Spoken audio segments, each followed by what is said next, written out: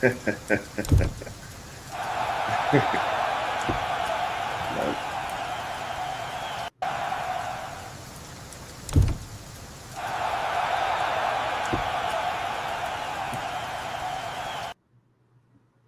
man, you not a good director, man.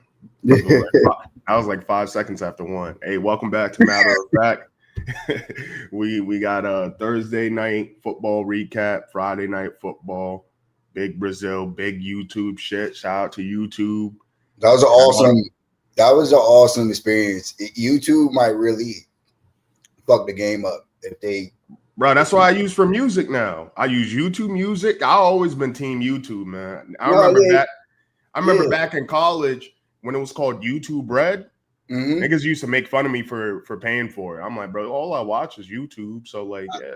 And I think they changed the name because that sounded kind of porn like. Premium, but I think I definitely bought YouTube Premium because of you, probably back in like 2021, 2022. Because I was like, yeah, I'm always on YouTube, but you were like, why you got all these ads? I was like, all right, fuck it. And then after that, I just got YouTube Premium. It been lit ever since, been rocking ever since.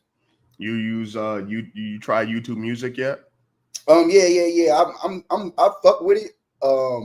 I just had more actual of my library on Apple Music, but like I use YouTube Music all the time, and like that algorithm is starting to pick up. Nah, that shit's been going crazy. Like that shit's been fire as hell. Yeah, my problem with Apple Music is they don't introduce, like when a new, like they know you listen to this artist, they won't introduce their new song or their new track or their new album to you. And it's like, bro, you know I listen to this person.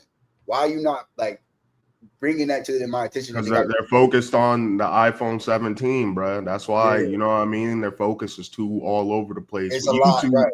With YouTube, it's like, well, it's not just music like Spotify, but it's still like multimedia. So it's still like heavily their lane.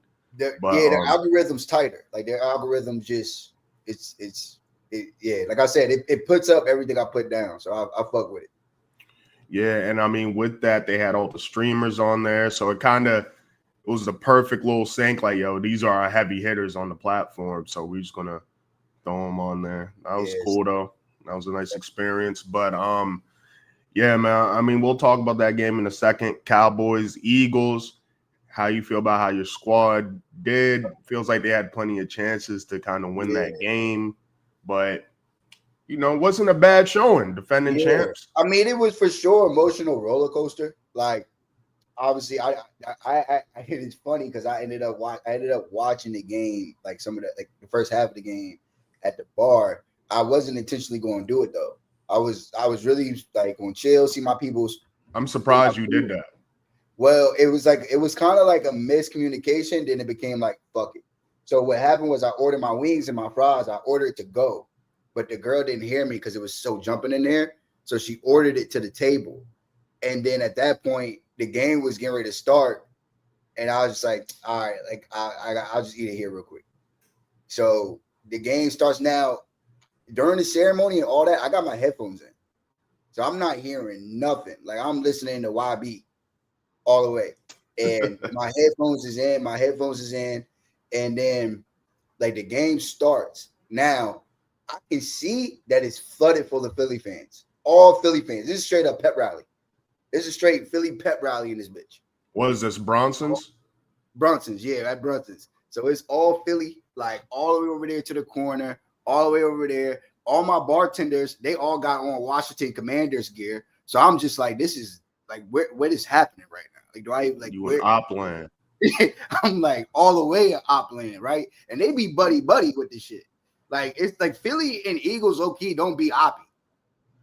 They're not oppy on the low because they're the enemy is my friend, and we they enemy. So like they're buddies. And right. Like and they little bro.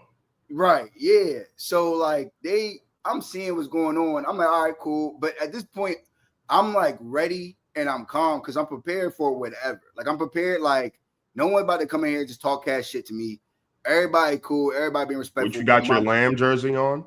Nah, I got my Dallas Cowboys, my Cowboys football cutoff t-shirt. You know what I'm saying? All right, bro. You don't got to flex the muscles on me, bro. Chill out, dog. Like, all right, man. I'm gonna hit the gym after this, man. You know what I mean? But so you know what I'm saying? So I got the cutoff on, and then I got my hat on, my Cowboys beanie, my you know what I'm saying? The Cowboys beanie joint. So I got this joint on. So I'm chilling, but I'm not like hardcore fanning out. I'm just like, this is my set, whatever. Now kickoff happens, okay? And then after kickoff happens, the Jalen Carter shit happens. I fucking explode, bro. I fucking went nuts. Bro, spitting on a grown-ass man because of a rivalry is just, that's a new level of OD. And I mean, shout out to the Cowboys, shout out to Dak for like, yo, hey, you know what I'm saying, getting him out the way. But like the fact that this rivalry shit runs so deep that their fans literally seep into the players that play in the game, and they do shit like that, bro. And the coaching staff, you got Sirianni. He probably was like, good shit, Jalen. He probably didn't even ream him out about it. Like, bro, you should have aimed higher, Jalen. My nigga, that's so OD, bro. I'm like dumbfounded. I'm really dumbfounded because I'm like, nah, y'all going too far now. You're spitting on the players. So what do y'all think they're doing to the fans in that motherfucker? Like, what do you think it goes on about the fans in this shit? And I got a clip. My man Joe was at the game. This is what he said. Hold on, let me know if you can hear this. All right. Bro, I've never had people just like, go to the bathroom, whatever, be walking around. They'll just be like, F you, you effing loser, blah, blah, blah. Like a 50-year-old man, like 55, maybe, dude, like this guy was old enough to be my dad. And he was trying to start a fight with me. I thought he was kidding, bro. Your boy's a Cowboys fan, I'm guessing? He's a content creator, but like he's from Dallas. So he's a Cowboys-oriented content creator, but he follows all the NFL. But like in order for him to even get his content off, dog, he wore Cowboy shit. He had to take off the Cowboy shit and put on Eagle shit so that he could get content from the fucking game, dog. I don't like that little boogeyman energy they be trying to have and shit. It's just like you're not really wait until Jackson Dart is really rolling and we good again, man. And we rolling deep into the lane. It's not even about, that's what I'm saying. Like, because again, they don't have, like, they might not fuck with y'all, but they don't have, like, this is spitting on another athlete is such a personal animosity that it's not even about the game no more, for real. I mean, getting spitted on and losing is kind of wild, though. It is, but I respect that nigga on like, get all the jokes off, get them all off. But like on game, I respect the fuck out that nigga because every broke nigga in the world is telling me how what they would have did if someone would have spit on them, this, that, and the other thing. And it's like, yeah, okay, nigga, you can do that. You're not the face of the Dallas Cowboys. So like people, if they spit on you, you allowed to whoop their ass. But Dak Prescott is held to a different, higher standard to where that shit happens to him. He has to laugh and get the ref and say, hey, you gone. And we running up the B gap. You know what I'm saying? So it's like it is what it is. Not like Jackson Dart. Yeah, he can red beam it or whatever the fuck Archie was talking about last week. Like they can do all that shit because they're not responsible for nothing yet. But like as a grown ass man, for a motherfucker to max out like that and for you to not max out back, it's like I got mad respect for that in real life because that's a lesson to be learned. It's like, yo, if I don't max out, you the one that maxed out. If I don't respond, if I don't give it no energy, you're the one who fucked up. You almost cost your team a loss. We had two rushing touchdowns. I don't know if we get the motherfuckers if Jalen Carter's in that bitch. Yeah, man. I mean, Javonte Williams, you know what he kind of just reminds me of? It seems like he's going to have like a Rico Dowdle type impact on your team. Like he's going to be like good. He's going to be like good enough.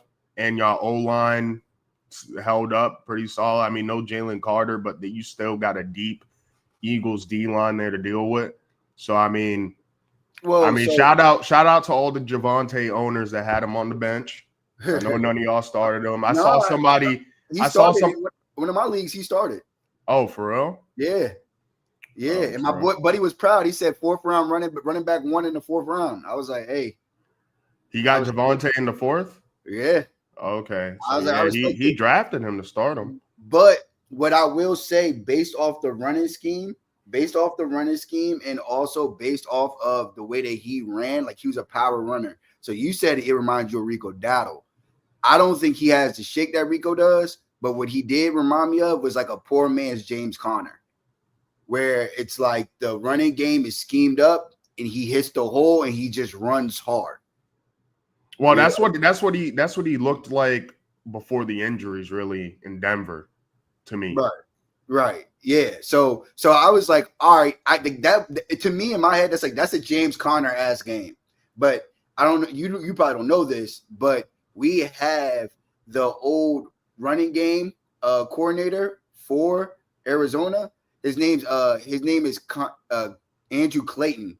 We have him on. He's on our coaching staff as the offensive coordinator.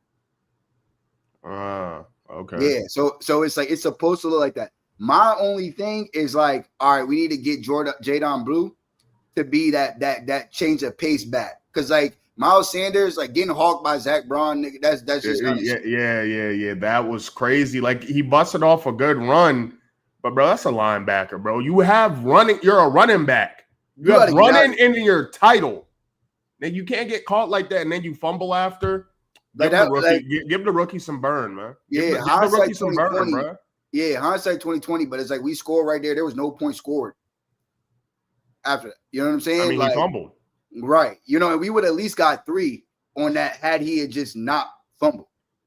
You know, but again, that's the organization right there. He was probably tired, man.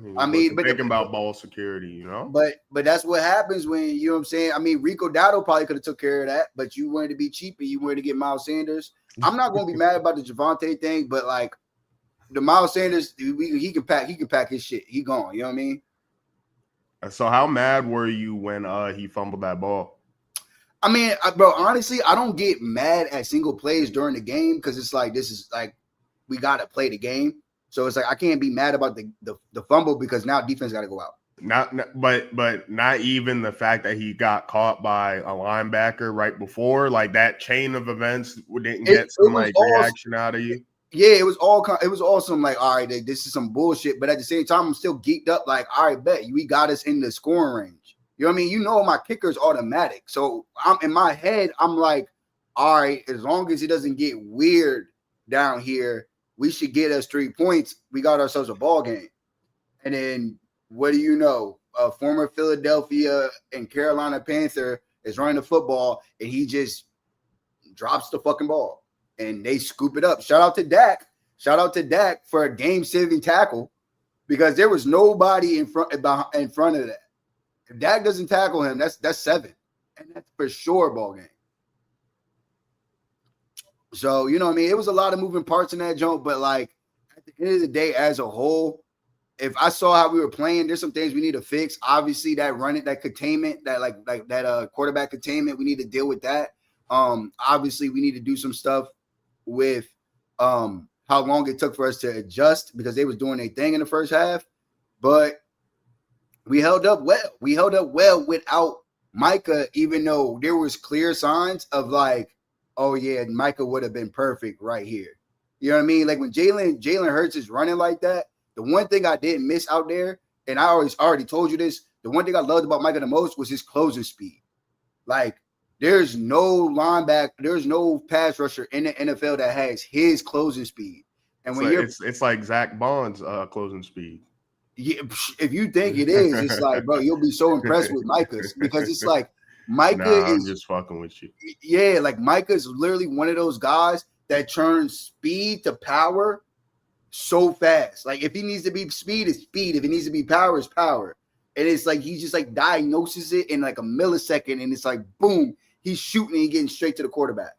And I think like we missed a lot of that out there, especially in that first half. But again, defense for the most part, they got it figured out. I know the whole ring around row right now is CeeDee Lamb drops the football. Newsflash, he's low key always done that. Jamar Chase has always done that. Jay Jettis has always done that. But they win more games than they lose. So yeah, we lost this one. You gotta live with it. CD, yeah, like you want to blame it on CD, okay, but like I know for a fact I can name 8 games where CD Lamb has single-handedly won us the football game, even after dropping the football. You know what I'm saying? So, like I always tell you, I'm happy I got mine. Hey, man, me too. I finally got one. I finally got one, man. It feels good. It feels good. I got worried about that nigga getting taken in the first round too, finally. But besides that, fantasy implication. Oh, well, nah. You just brought up Micah. Kenny Clark was doing his thing in the run game. Mm-hmm. Kenny Clark was doing his thing, so it seems like a good addition. I know Mozzie Smith was inactive, so I mean, cut. I don't think they'll cut him just because he's a first round pick, but it's funny. So somebody yesterday, he comes up in the bar, and remember I told you, I mean, you know, I went to Oxnard or whatever. The dude walks up to me, he's like, yo, he was like, Mozzie was inactive yesterday. I was like, yeah, I know. He was like, bro, you said that. You said that you looked into his eyes and you could tell that like he just it wasn't there. He literally was like, yo, you said this shit to me, bro. And then he was inactive, didn't even play. Wait. So when you were in Oxnard, which if y'all don't know, that's where Cowboys go for training camp, and Austin was out there once again, you know, the investigative journalism. Oh, we got somebody on Twitch. Yo, rate my draft. Half PPR, 12 man, pick 7. This nigga says snake. I assume it's snake. Bruh. Yeah. 2 flex. Okay. Can be tight end. So no defense. Oh, I guess still a kicker. Packers deep. All right, cool. CD, Chase, Bowers, JSM, Pollard, Caleb, Golden, Adunze. I'm rating it at Bill. 10. Yeah, this is fire. I'm rating it at 10. So he got CD in the first, Chase Brown in the second. Now I'm guessing Brock Bowers in the third, JSN in the fourth, Tony Pollard in the fifth. Okay, so your first running back, you guess Pollard, Caleb Johnson. His problem though is he's light at running back, so I would give it a 9 because. Wait, Chase Brown. Never mind. 9.5. So you got Chase Brown and Pollard. The picks are in order. Okay. Yeah, picks are in order, and then you got Justin Fields as a backup. Sampson. I think if you could, I'd get off of like either the Justin Fields pack or the JJ McCarthy pack. But like you killing it. This shit money. Yeah, you have too many quarterbacks, man. I'm sure there's somebody on the waiver wire that you can get instead of like Justin Fields. He's going to be good with his legs. He's playing the Steelers, so we'll see how active he could get in the running game. JJ McCarthy, we just don't know. I would drop him, to be honest, because you might be able to get him later if you feel like it. But you have that's his 2 quarterbacks. I thought he had 3. Yeah. That's his 2 quarterbacks? Yeah. Okay. But that's why your team is so lit. That's why your team is so lit because JJ gonna be all right. Then what quarterbacks do you have on the waiver right now? Because I feel like I understand you're trying to just in case Justin Fields, he might get hurt, he might just be some ass. They only have Garrett Wilson over there, really, and their rookie Mason Taylor. If Justin Fields runs for 85 yards and a touchdown, like he got his points though, bro. Facts. I think you let it rock this week, and then you see what it's looking like. That JJ might be sweet because he'll run too. McCarthy, yeah, like he'll run too. So I think he's doing good right now, bro. Because I think he killed it. I would still like to know who else you got at quarterback on the waivers. Because would you take JJ McCarthy or like I don't know Cam Ward? It's all the same to me. Like for me personally, it's all the same. Like I would look at like whoever's one, and especially this week, like they're playing Denver. You know what I mean? Isn't that the team you got? You got them covering like 8 or whatever. Yeah, that's my lock.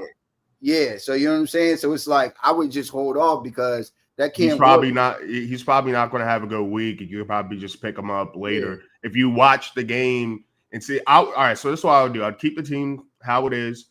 And then look at the quarterbacks on the waiver and make sure you're actually watching those games and see how they play. Because, for example, Dak, like 7 fantasy points. But if you watch the game, he was played cold. very yeah. He was dicing. He was dicing. So it's Caleb, Cam, Tua, Flacco, Rodgers, Stafford, Geno. I would take Caleb. I mean, would take yeah, Caleb for sure. maybe I take Caleb, but bro, it is all the same because I like I Bryce, guess, I but like Bryce, but you know what I mean. But think about it, JJ McCarthy. There's no Jordan Addison, and then but you got a healthy, early season Adam Thielen. right. Adam Thielen first 6 weeks of the year ain't bad. Like, you know what I'm saying? It's not bad shake. It's just like, I don't know if he got 17 games in him at 35 years old. Yeah, but like you said, all they need is for Jordan Addison to come back, and then we could, take that down a little bit. Yeah. Who do the Bears play this week? Vikings. Oh, Monday night. They're going to be on my dog parlay. I think the Bears could take that one. Bro, I don't really believe in JJ McCarthy. I don't think you realize like what he's asked to do in Minnesota is literally what he did in Michigan. It's the same exact thing, bro.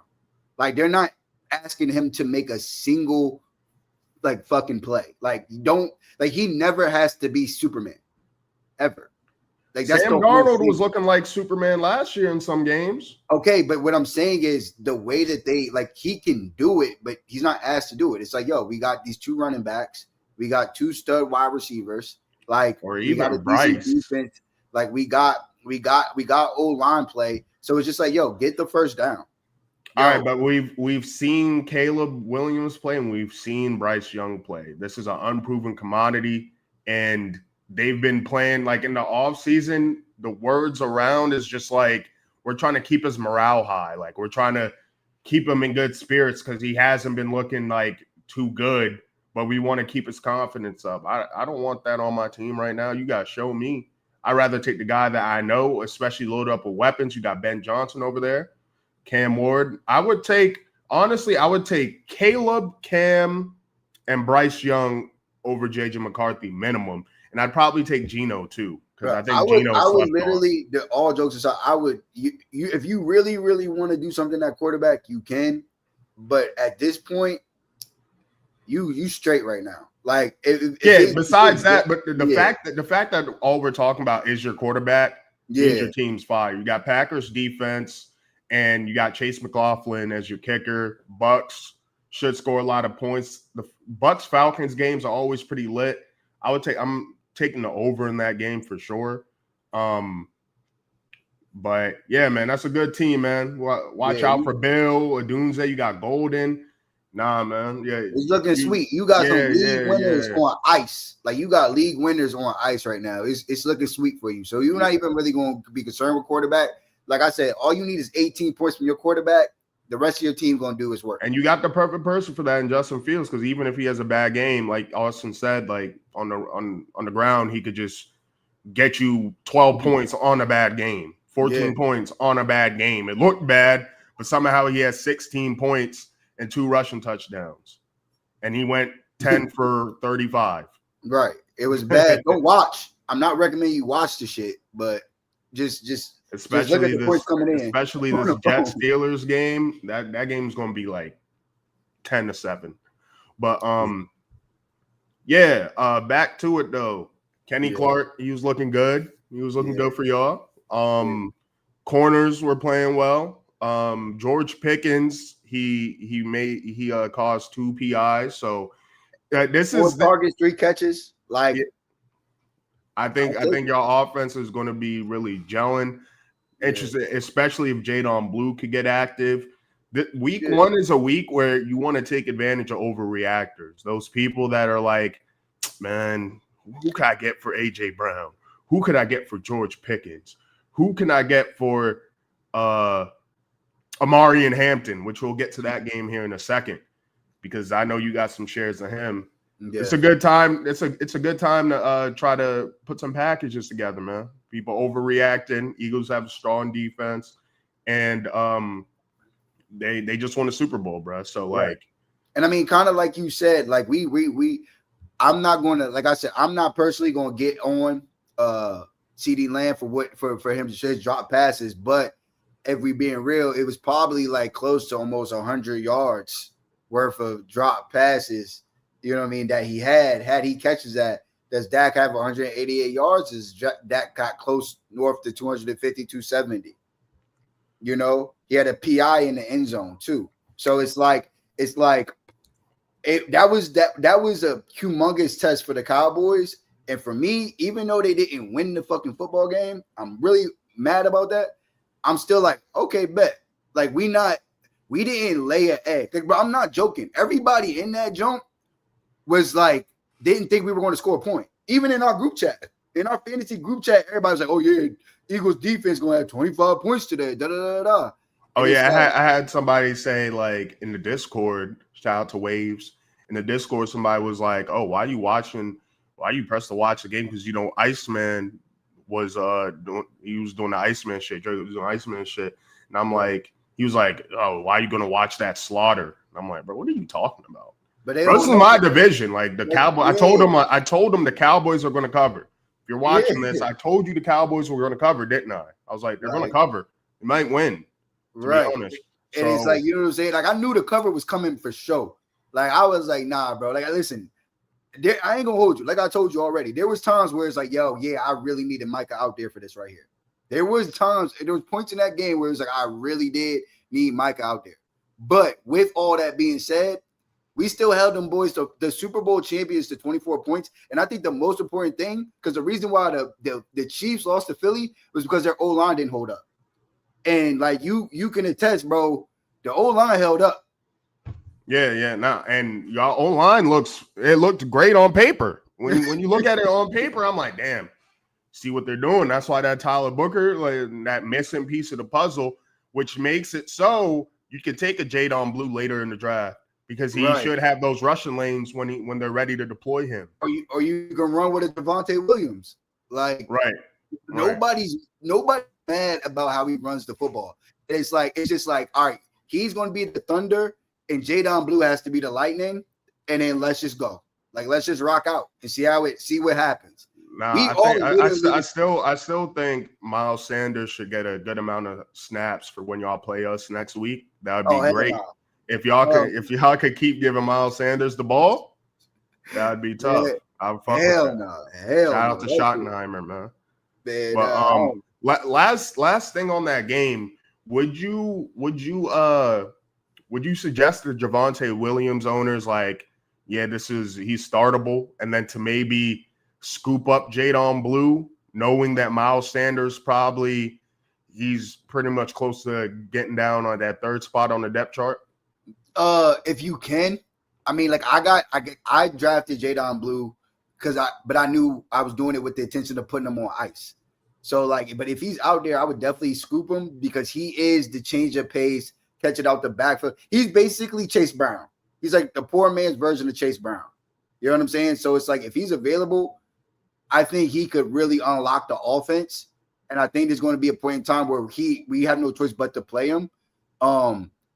Basically what Javonte Williams did the other night was what all I wanted out of Zeke, bro. That's all I wanted out of old man Zeke last year, and he couldn't even do that for me. So it's did he retire or is he on a team? No, is he on the Patriots still? He's just a free agent. He's just a free agent. Oh, he's a free agent? Yeah, but it's like y'all should sign him. No, but it's like Javonte Williams is never going to get busy. He's never going to have a Saquon game.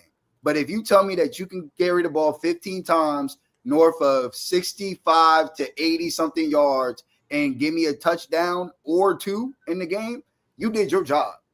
Like you did your job. And so again, bro, like I hate the fact that we lost. I hate the fact we lost to them bitch ass niggas. I don't like that Jalen Carter was that disrespectful because that was so disrespectful. But like at the end of the day, you think they're going to suspend him another game? Because that was pretty much a suspension. I mean, before the first snap. I mean, I think because it happened so early, I think I would let it go. But like as a person, it's just like, bro, Jalen Carter is a bad person. Jalen Carter, like you know what I mean? Like, bro, he already killed his best friend, bro. Like he already killed his best friend. He already got his best friend killed, bro. He's doing all this while he already caught a body. Like, you know what I'm saying? Like, y'all rooting for the wrong kind of people here, bro. Nah, that's one rotten nigga for sure. That nigga is crazy. Like, how does he sleep at night? Yo, chill, bro. Yo, I'm trying to go. And he ducked off. His friend is dead, gone. See ya. And he's like, oh shit, I gotta go. Zoom. Nah, he's crazy. He just looked evil too. Like he just the whole thing, man. The whole thing about that nigga. But that's why he had to go to the Eagles. Remember, he fell in the draft to pick 10.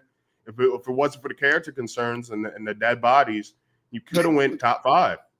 Right. To like be top honest. 3. Like yeah, that's like the only reason, and part of the whole script is they have a lot of Georgia players, so they felt like they could have reined him in. Speaking of, this is hold on. Let me switch the screen real quick, and then we could get. Somebody asked if it wasn't for football, where would Jalen Carter be right now? This is why. Jail.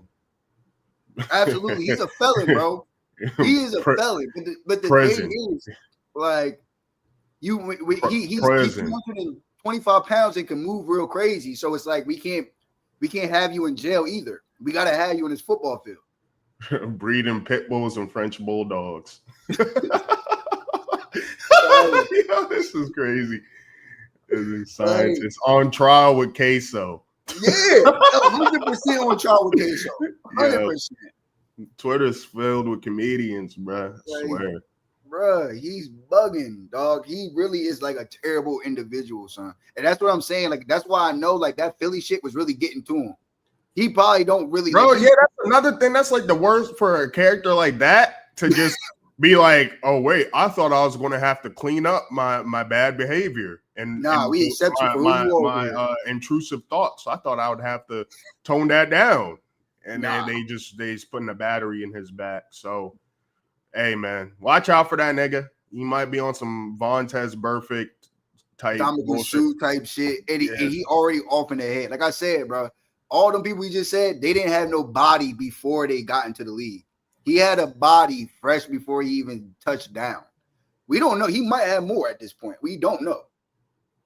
All right, man. Off Carter. Shout out to him, man. Good game. Chargers, Chiefs. Hold on, man. I actually got a lot to say, but I'm gonna get this iced coffee though. Okay. I'm gonna go talk about my heartbreak from this goddamn game, bruh.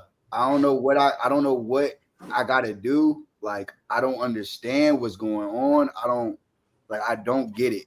But everything I do, everything for whatever fucking reason, I always get screwed with Xavier Worthy. Like, I just don't understand how. Oh, let me get on my motherfucker. Let me get on my shit out. I don't understand how I've been trying my best to fucking find this goddamn role, and every time I think I got the player for the role, some nut shit happens. Austin, I'm done. I'm done. I'm done with the Chiefs' weapons. I'm good. This team is cursed. They sacrificed something crazy, some infants, maybe some like little toddlers or something for those rings. They because how does Pat Mahomes take out Rashee Rice last year and then Travis Kelce takes out Xavier Worthy 2 snaps into the game, bro? I'm done, bro. I'm done with this shit, bro. I'm literally like, bro, you couldn't convince me that was about to happen. Like, you could have been like, yo, like what if he gets hurt again by like Pat Mahomes? I'd be like, yeah, no shot. I would be like, no shot, like no chance in hell. Like, bro, the fucked up part about the role is that the role is real. The role is fucking real.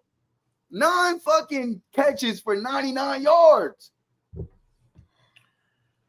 Man, I was talking so much shit too because I'm playing somebody that has AJ Brown. No, he is Devontae Smith. He's Devontae Smith. I'm about to pull up my shit right now. Yeah, go ahead. Do what you gotta do. Let me pull up my shit. And so here's the thing. So me and Austin, we're in one league together, but in the league that we're in together, he had the 3rd pick. Now I had the third pick in my $300 draft, and so we kind of had some. I'm gonna pull up that team real quick. Share this tab. So this is Najigba's at the Hamptons. Very clever. Thank you.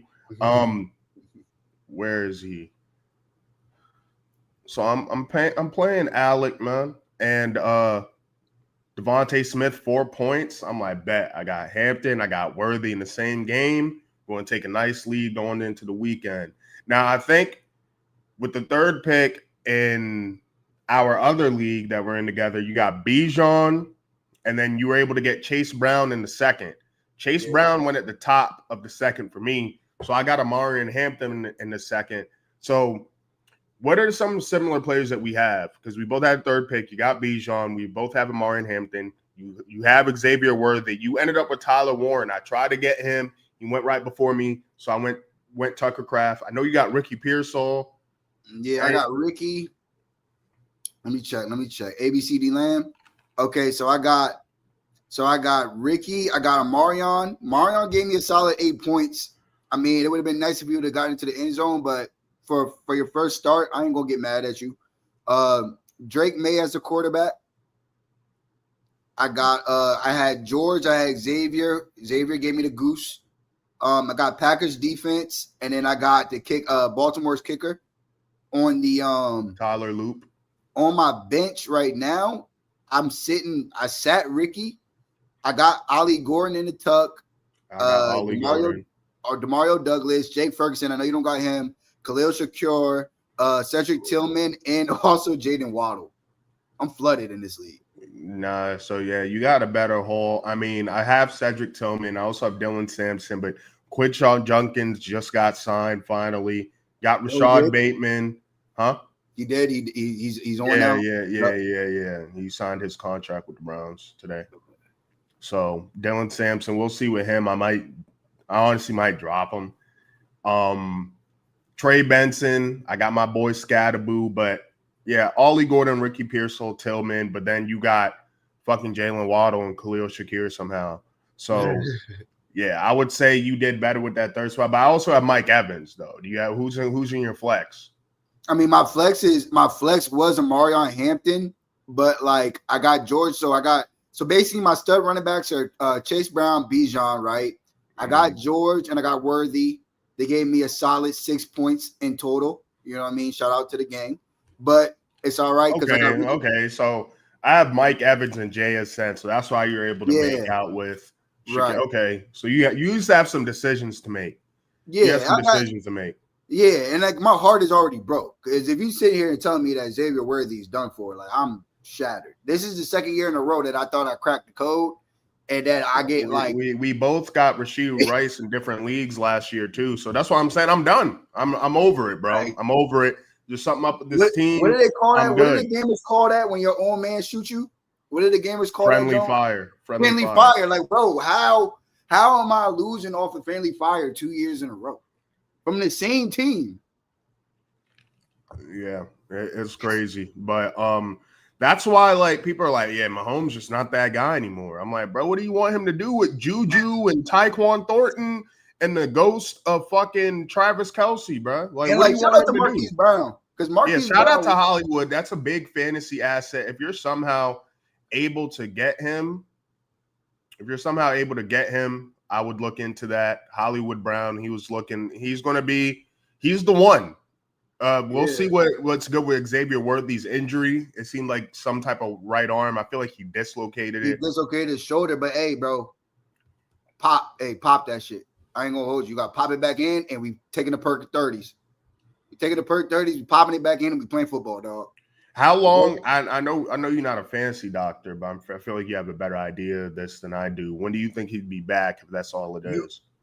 You can play next week, but like I said, it ain't the best thing. Like CeeDee Lamb dealt with the same situation, but you got to remember, every single time that he falls on the shoulder, it's going to hurt him.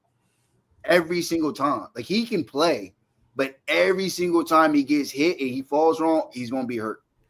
And you're not going to be able to get it fixed until after the season.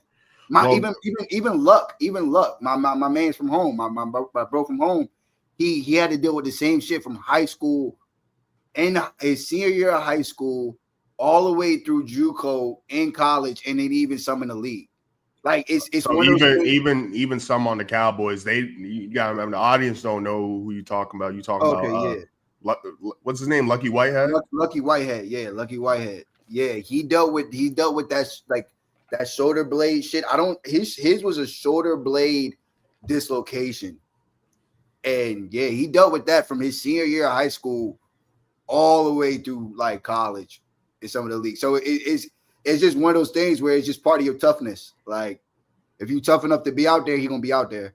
But if he need to sit, they'll probably let him sit. It's just like right now, bro. We can't have you sit for these 6 because we don't have Rashid. Like when we get Rashid back, you can sit all you want, and we just need you right for the playoffs. But like we can't be out here just working with Marquise Brown, gang. Yeah, he's a solid 2, but we need you back out there ASAP because we have the Eagles next, and we can't go 0-2 in this new look AFC. Was it West?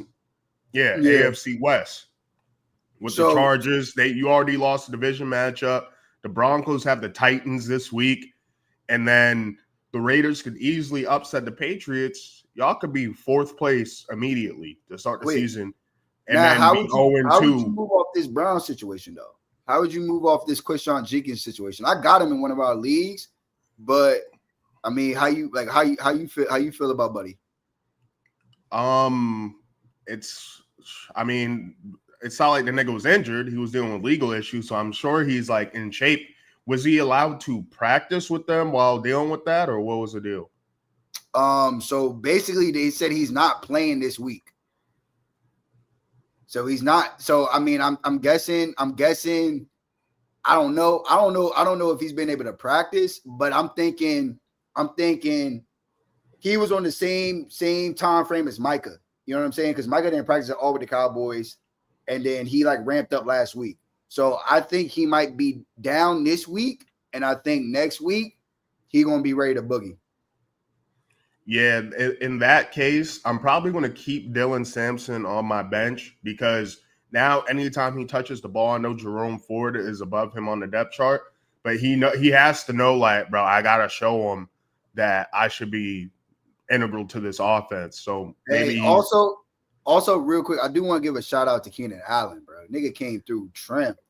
I had him in like multiple parlays. That 3.5 receptions was sweet.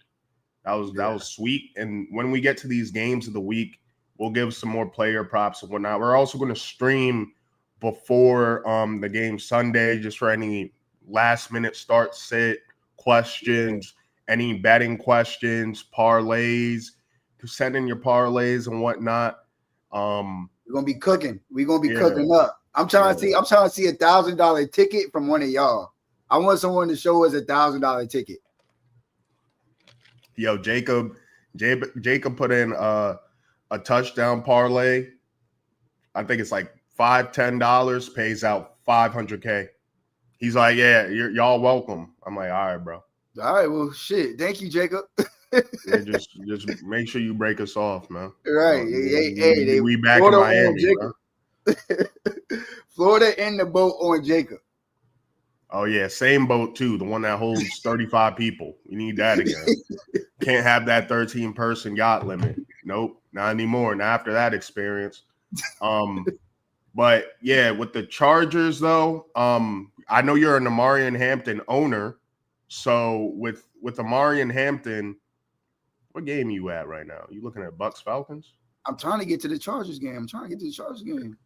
Yeah, it's right there. Amarian, what y'all have to realize, and I saw there's so many people on fantasy Twitter overreacting to Amarian Hampton. For one, you got to realize the Chiefs just held Saquon Barkley to 50 yards in the Super Bowl. They have like a top 3 run defense. Right. That's one. 2, Jim Harbaugh. Now I'm higher on the Chargers. I'm like, okay, because at first I'm like, Chargers might end up 2nd, 3rd in division. But if Jim Harbaugh is ready to switch shit up, him and Greg Roman, known for pounding the ball, he loves his tight ends and whatnot. They came out slinging it. And I think the Chiefs came in with a similar game plan that they had for the Eagles in the Super Bowl, and that caught them off guard.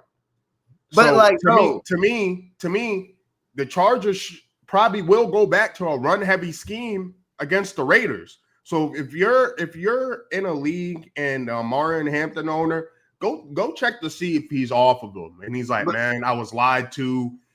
This kid's not all that. You're Jim Harbaugh right now, you're Jim Harbaugh, and you just had a rookie running back with 15 carries with 48 yards. Like, do you think Jim Harbaugh is tripping?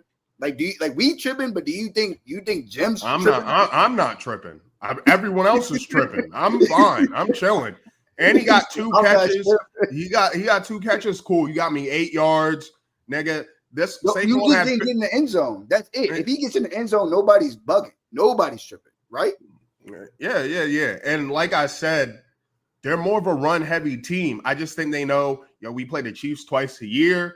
We're trying to get that week 1 off of them. It's a very important game.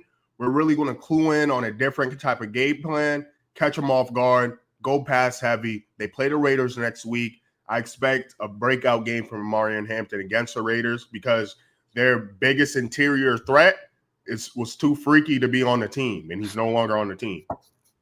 He doesn't have a job right now in Christian Wilkins. So I expect him to run all over the Raiders. Right with Miami. What? Apparently, he might get back right with Miami. So that's just to let you know how down bad they are over on that side. Yeah, I mean, that's crazy. I mean, we got to figure out the money. The money shit is what's like, how y'all going to work that out?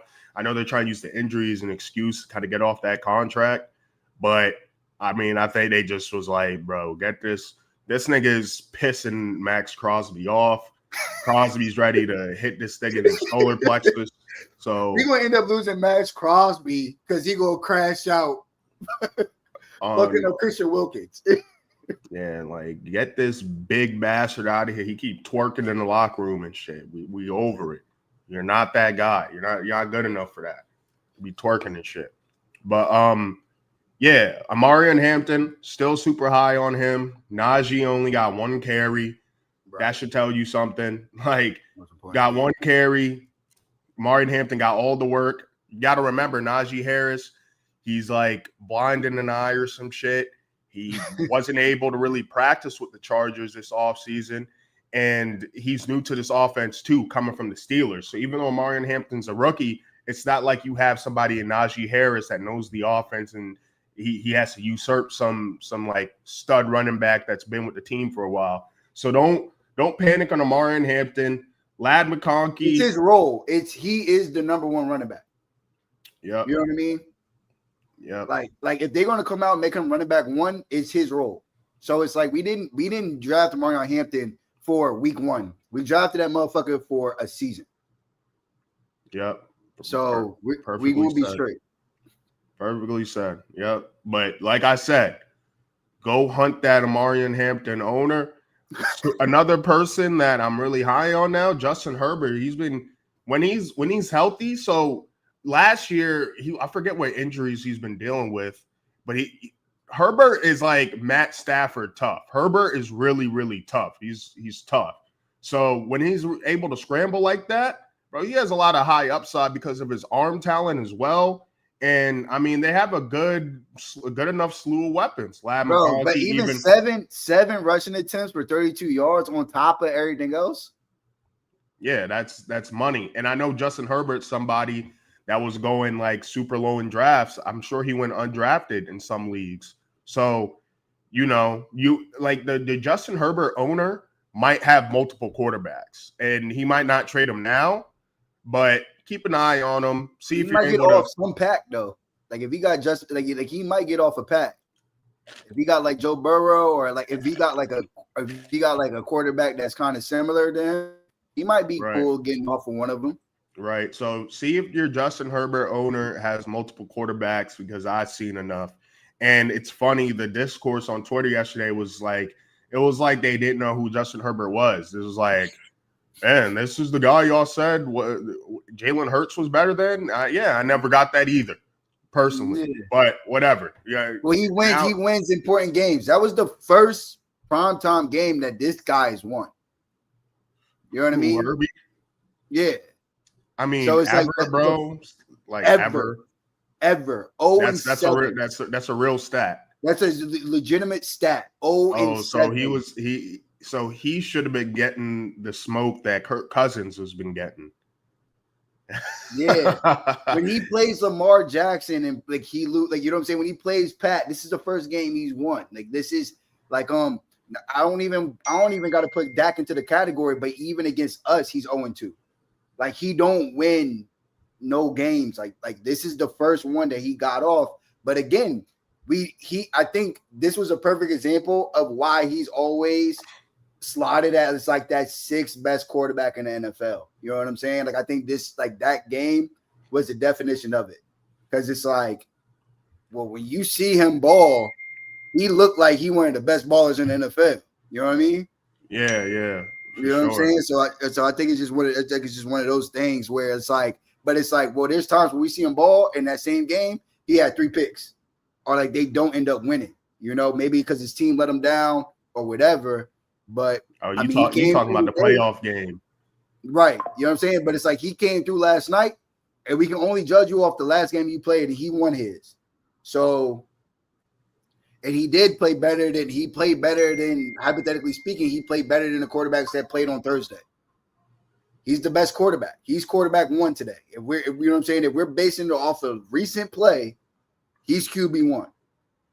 And here's the thing too because it's weird because I got a lot of Eagles fans on my timeline, and my thing with the Eagles fans is like, bro, y'all just won a ring.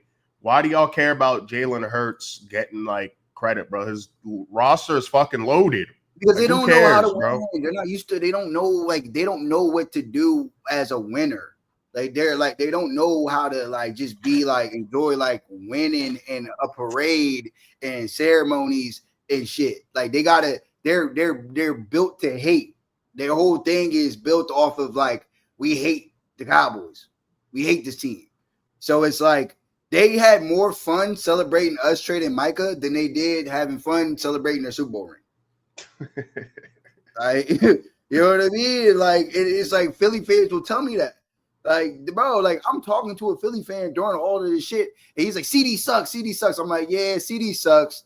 I know he sucks, he's trash, and he lost us the game. But AJ Brown had 1 reception for 8 yards. That doesn't concern them. And I'm like, you can try to push a narrative that CD sucks, that's fine. But like, as somebody that watches him religiously, I know how many games he's won football for us. And it's like, yeah, he lost this 1 game for us when he had to sit for a fucking hour and he didn't have a preseason game. He has to come in and play the defending Super Bowl champs. But I got a feeling like he's going to be able to catch those passes the next time they throw them to him. Be all right. Yeah, for sure. I mean, in terms of like drop rates since 2020, I think the top 2 is CD and Jamar Chase.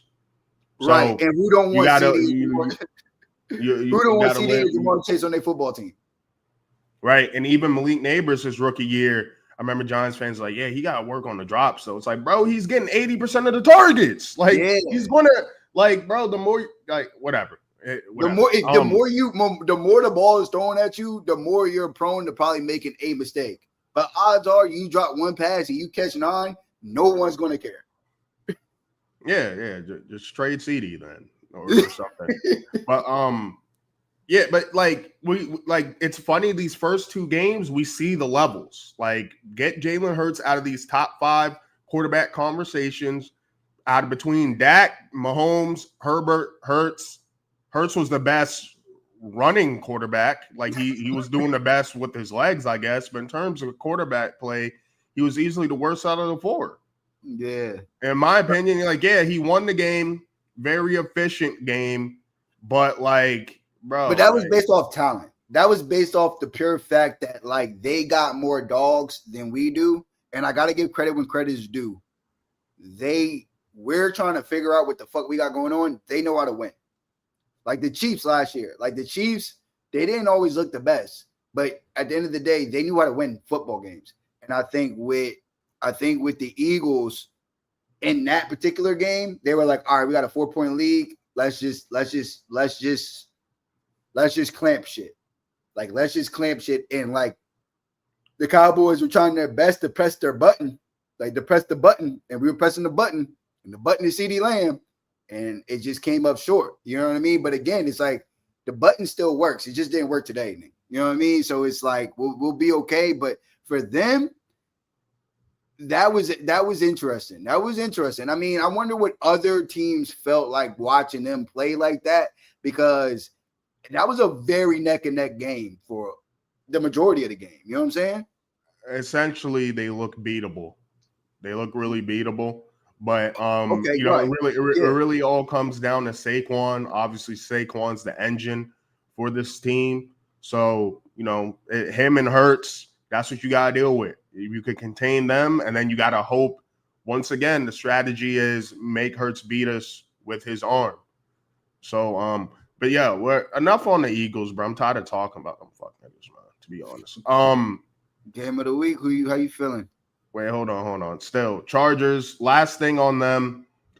Quentin Johnston. I know he's going to be highly talked about in terms of waiver wire, and we'll talk about the waiver wire stuff after the whole slate of games tomorrow.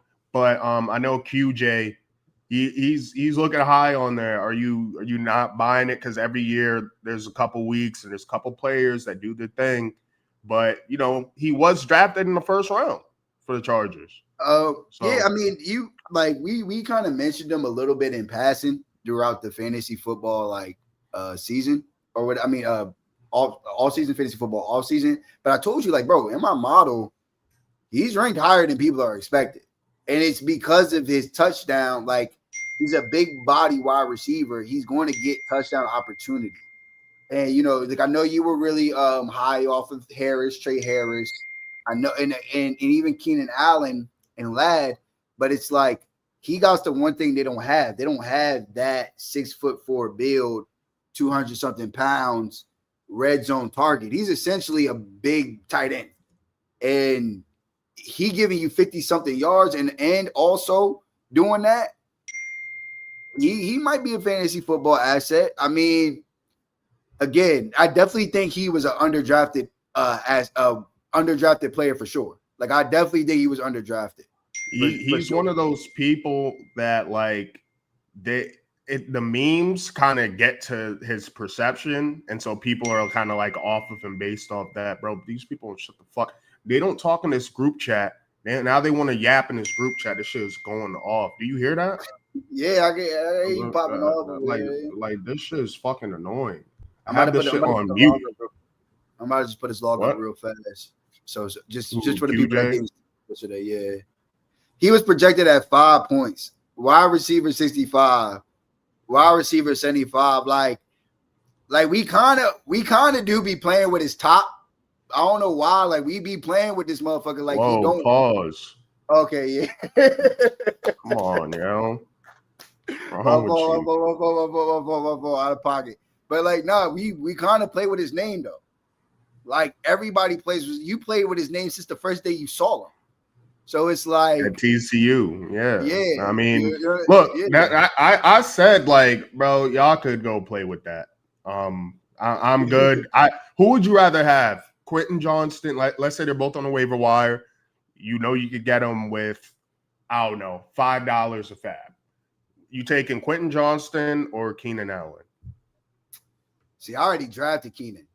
So that's you got me. You kind of got me. But like, I think it goes to show, like, yo, the offense might be humming. You know they got a lot of options, and then even Tyler Conklin got a little busy. Right. I know your man didn't come through, but Tyler Conklin did. So you still was on the right. You were still on the right path with it.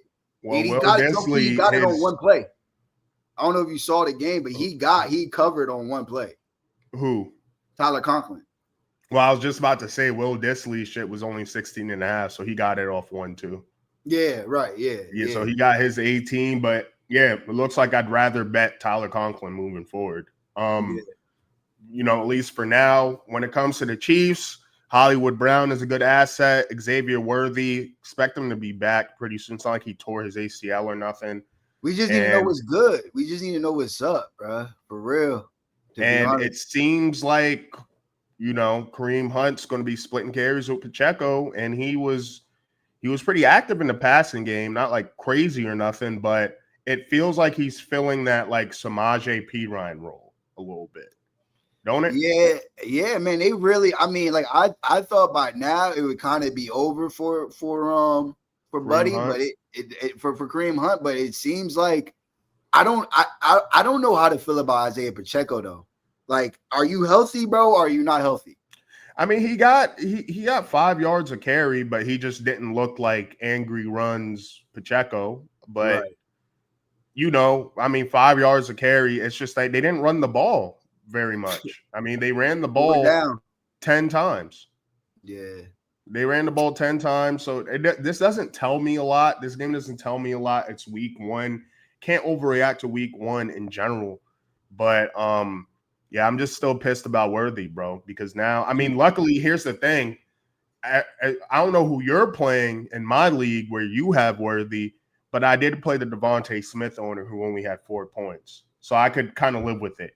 As long as JSN and Mike Evans show up, I have Baker Mayfield. I got that stack. We'll see. Worthy, it's just there's some voodoo on this team. It's like when you sign your soul to the devil, and then they have to get the comeuppance. Like they have to get that get back, and a part of that is Rashee Rice. It's like the Grim Reaper meme, where it's I got nothing to say, bro. I literally have like nothing each to door. say. for it to go down like how it went down, bro, I'm literally speechless. I'm not even joking. I'm speechless. Like, you trying to tell me Xavier Worthy gets hit by his own man's and separates his shoulder, though? I feel like you're cursing me, because actually I might be cursing you because you drafted Worthy in the draft before I drafted Worthy, but we both drafted Rashee Rice in different leagues last year, so I know we both went through that already. But I mean, all right. So are you good off them? I feel like with you, you're more of a risk taker because I can't give this shit up, bro. I can't give it up. You were down to get Christian McCaffrey, and we'll get to him because that's one of the games of the week for us. We have 3 games of the week. We want to do 5. You want to just do 3? We gonna do 5 for sure. We gonna do 5 from here on out. But today we going do 3. Yeah, we're going to. So games of the week, it's basically we pick a couple games that we want to focus on because it's the most relevant to your fantasy team, to your tickets, and for our excitement. So we're just doing 3 because usually there's not going to be a Friday game for us to break down. So that takes up that's going to take up 2 of the slots for that segment. But yeah, speaking of, because I want to talk about this, let's go to the Seahawks Niners, man. All right. Seahawks Niners. And I know you're a big McCaffrey guy. I know some people that was super, like, for me, I was always like, bro, if I have the choice between McCaffrey and Genty, I'm taking Genty, bro. Right, yeah. I mean, that's what you said, but a motherfucker like me, I gotta go to where how do I get to whatever. Fuck, we gonna go to the athletic real quick. My bad, chat. My fault. Man, you be on your boomer type time, man. Yeah, my bad, chat. You be on your boomer time. Seahawks, 49ers. We need the odds. Speaking of the devil, you're right there. The first person that pops up when you go into this bitch. I feel like what's that shit called when you like pain? Masochist? Masochist, yeah. I feel like the niggas who are so pressed to draft McCaffrey, like you, are some masochists, man. Because, like, why are you signing up for this? I'm going for the gusto. But, like, bro, it's not that big. Like, for me, it's like, all right, like, again, I'm not if you don't follow this shit and you don't know what's going on, I'm not going to sit here and tell you to draft Christian. I can take that risk because I can get another running back that can give me the same production as Christian. I got Brian Robinson on my football team. You know what I'm saying? You know what's funny about that is in my league, in my other league, the Christian McCaffrey owner also has Brian Robinson. So if you're a Christian McCaffrey owner, hopefully you have Brian Robinson, because whoever has Brian Robinson, they're sitting pretty if they didn't get Christian McCaffrey, because now I'm gonna pull you back up. But I'm gonna show this real quick because it's the update on that situation. So the latest update on that situation is that Christian McCaffrey plans to play. Okay, that's the latest update. And that's the latest update as of 10:15 a.m. So they were saying this shit at breakfast. He knew at breakfast he was going to get busy on Sunday. Yeah, we'll see what getting busy look like. All I know is the two main niggas that was fading, him and A-Chan, there's some questionables by their name already. So y'all have fun with dealing with that stress every week. I'll be chilling here with my healthy guys with lack of injury history. Knock on wood, though. All right, That's bro. real wood. That's the kiss Real of death mahogany. right there, gang. That's the kiss of death right there. We might as well clip that one up because I knocked on wood. We good. We good. I knocked on wood. What? No Diddy. Wood didn't save Xavier Worthy last night. I didn't knock on wood for Xavier Worthy. Maybe if I did, we wouldn't be in this situation right now. So, all right. You want to know any other injury reports, or you only want to get on?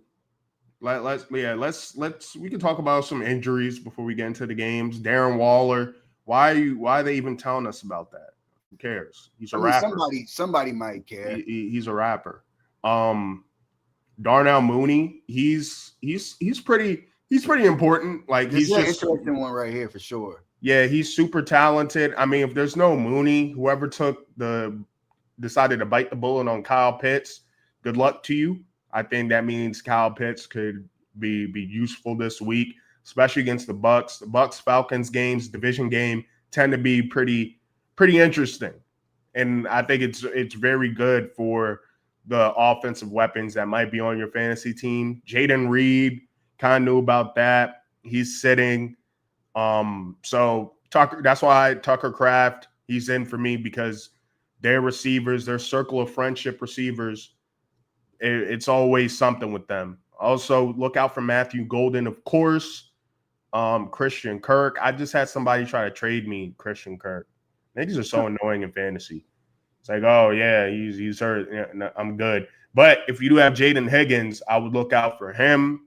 But I think that's going to be a pretty low scoring game with the Rams because their D-line is so crazy and that Texans kind of makeshift MacGyver O-line that they got going on there. We'll see if their early pick in Urzare could provide like a bump. Speaking of O-linemen, Joe Alt is a monster. Joe Alt is a monster, bro. That deal. Saw this play of him just standing up Chris Jones. Bro, he's like 6'10".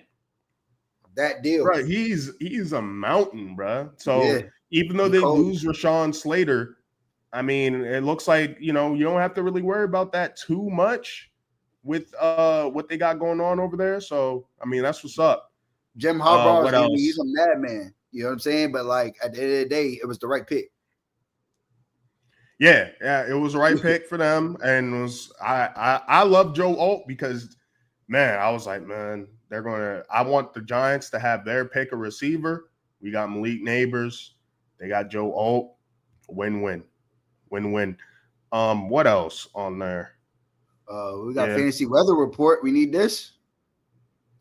Speaking of weather, bro, that rain delay, I feel like fucked y'all up too. And it fucked up a lot of people's tickets because I feel like having to, like, playing in a game like that and then having to re-warm up your body, like, bro, like, you know what I mean? Like, that shit blew me because I would have won like $200. I needed Dak to have 3 more pass attempts. I swear he would have if it wasn't for that rain delay. It was looking good. Yeah, but it's like, that's what I'm saying. Like, I don't want to get into it too much because there's a part of me, obviously, if I say it as a Cowboy fan, oh, CeeDee Lamb runs out into that ball if he wasn't fucking stiff for an hour. Like, you know what I mean? Like, but it's like that scenario isn't going to happen again.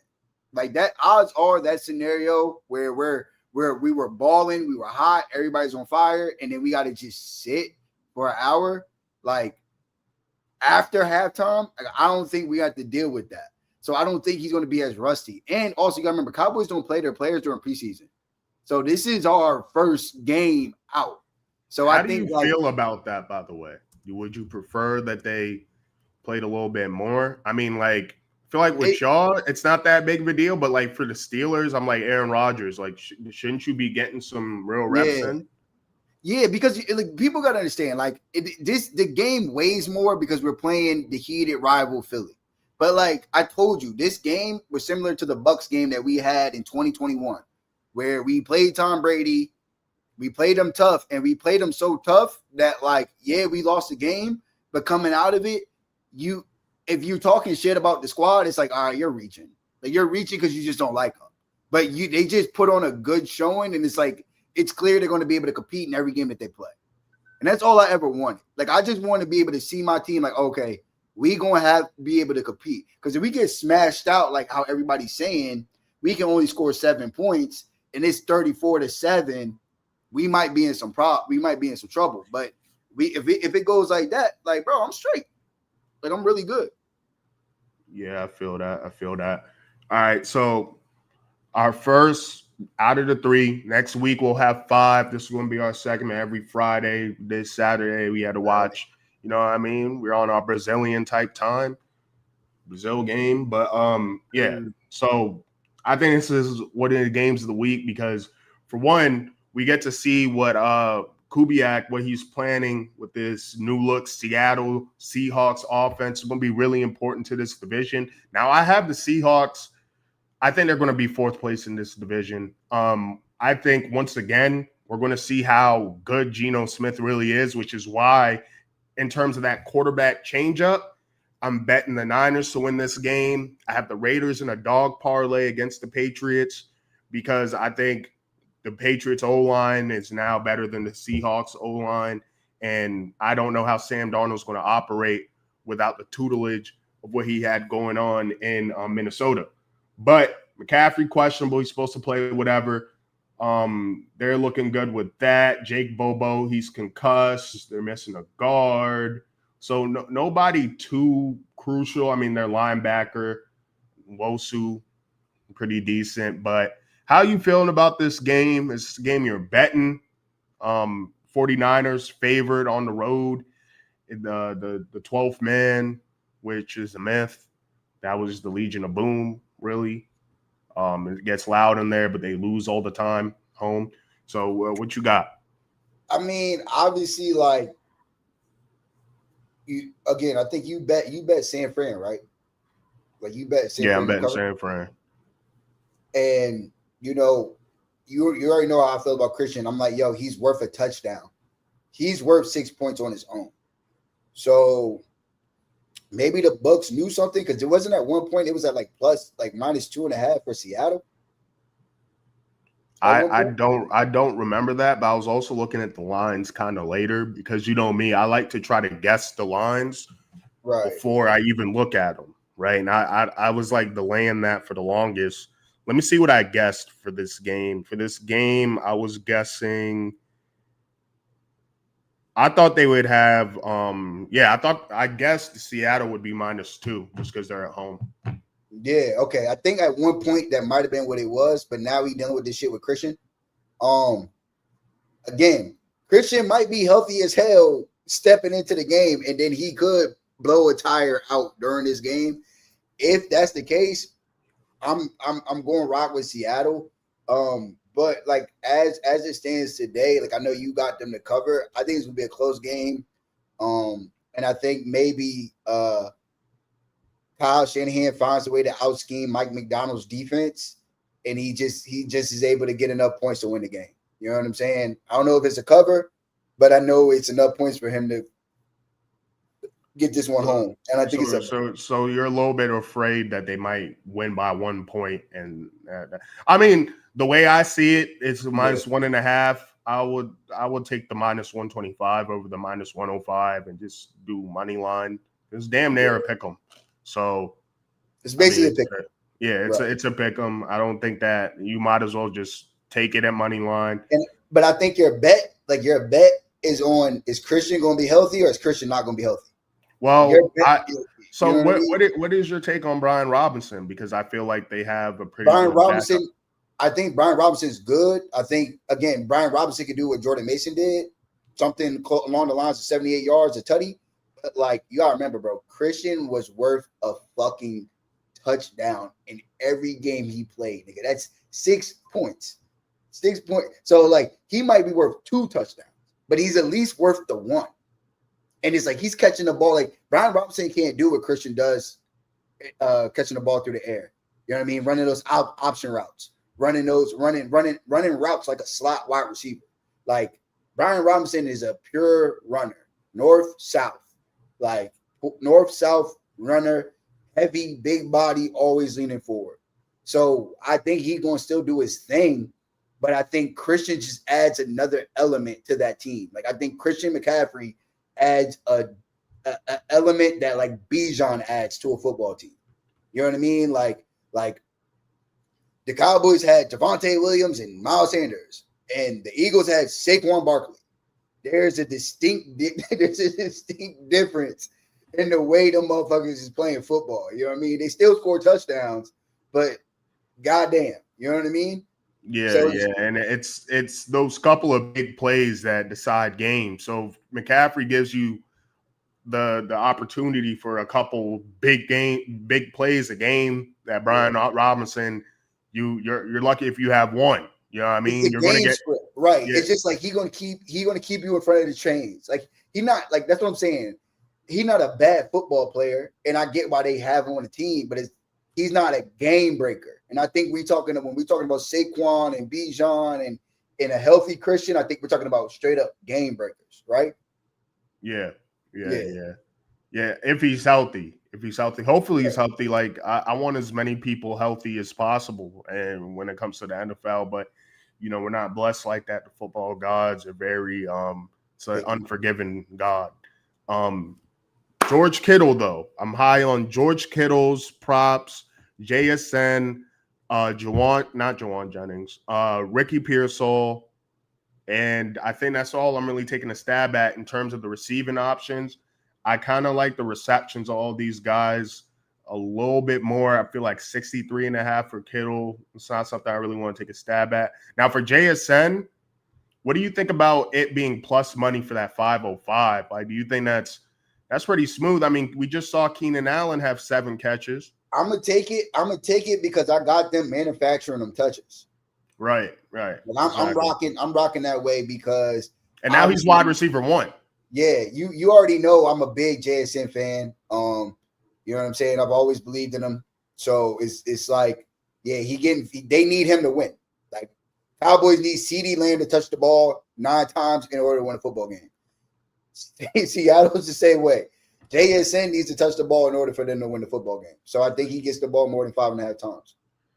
So you just think that's a credence to JSN, the reason why they just got off DK Metcalf? Like, what do you think about the trade in general? And what do you think about Sam Darnold, what he might be? Because even Jacob earlier, those are some of the players that's on his waiver wire, right? We have Geno, we have Darnold there. So do you think Darnold could get, like, are you a Sam Darnold believer? Not necessarily. I'm a Gary Kubiak believer, and I'm a believer in the talent of JSN. Like put it this way. If JSN was traded to Detroit for Amon St. Brown, I'd be like, all right, bet. Like anything you think Amon St. Brown about to do, JSN's going to do that for that football team. They're damn near like the same player to me. Yeah, like you know it's what I'm like saying? Seattle has their own St. Brown. Yeah, and they both got long names, so it's like perfect. And they demand targets. Like they demand you give me the ball. Like, bro, I'm cold enough for you to give me the ball. So I think for Sam Darnold, especially because I know they got Arroyo as the tight end over there, but like for the security blanket, like I think it's JSN and then Cooper Kupp. Like I think Cooper Kupp is still a security blanket. Don't get it twisted. But I think it's JSN and then Cooper Kupp. Like I think it's JSN first, and then we look to Cooper. I think in this game too, and I'm probably going to have a player prop parlay for this. You got to think about the human element of this game. We have a bunch of players in this game that are coming from teams that didn't believe they had it. Cooper Kupp, Rams was so ready. I was like, did Cooper Kupp like mess with Sean McVay's wife or Matt Stafford's wife? Why y'all so pressed to get rid of this nigga? But that's how bad they were like, bro, he don't got the gas no more. Yeah, and Cooper Kupp's going to be looking to prove them wrong. Brian Robinson just randomly, hey man, we got this kid Bill, we got Chris Rodriguez, and we got Austin Eckler. We go with that. because you're we're re-upping. We're re-upping on the running back spot. We're not going to pay you. Get out of my office. Bro, he came through. He came through. Was like, yo, can y'all just trade me?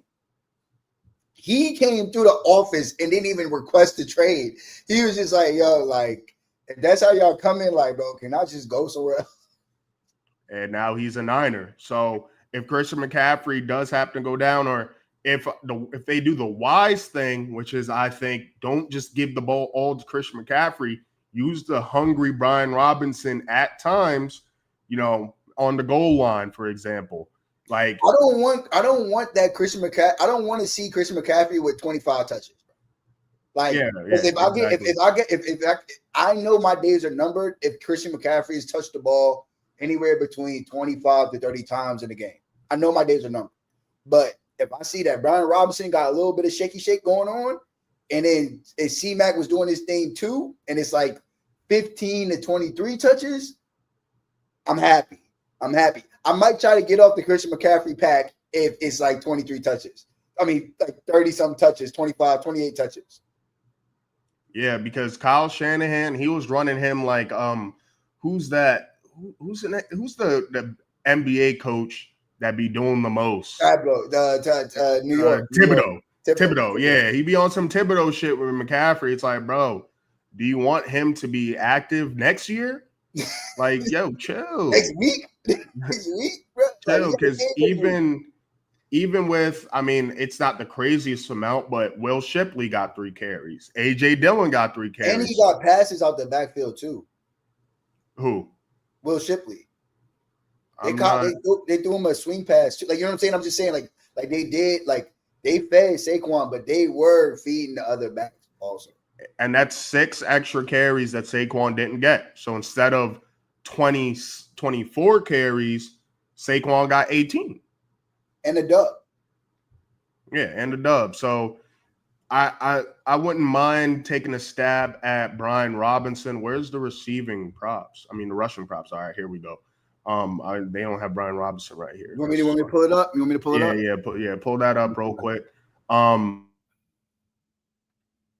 See what I can find here about Brian Robinson. Oh, you know what? They probably don't have him up right now because they don't know. They don't know if he's going to end up playing. Yo, you calling me? Oh, hold up. Oh, Don. Yep.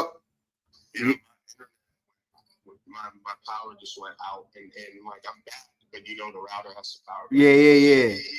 Let them know that I'll be back, and I'll hop in as soon as I can. All right, bet. So I'm gonna look up the Brian Robinson props real quick. Yeah, just let them know too, though. All right, I got you. All right, so y'all heard him. He on his way back. You know what I mean? Right now, I'm about to just take care of him. I'm about to pull up these Brian Robinson props real quick. Give me a second. bettingpros.com. Let me log in real quick.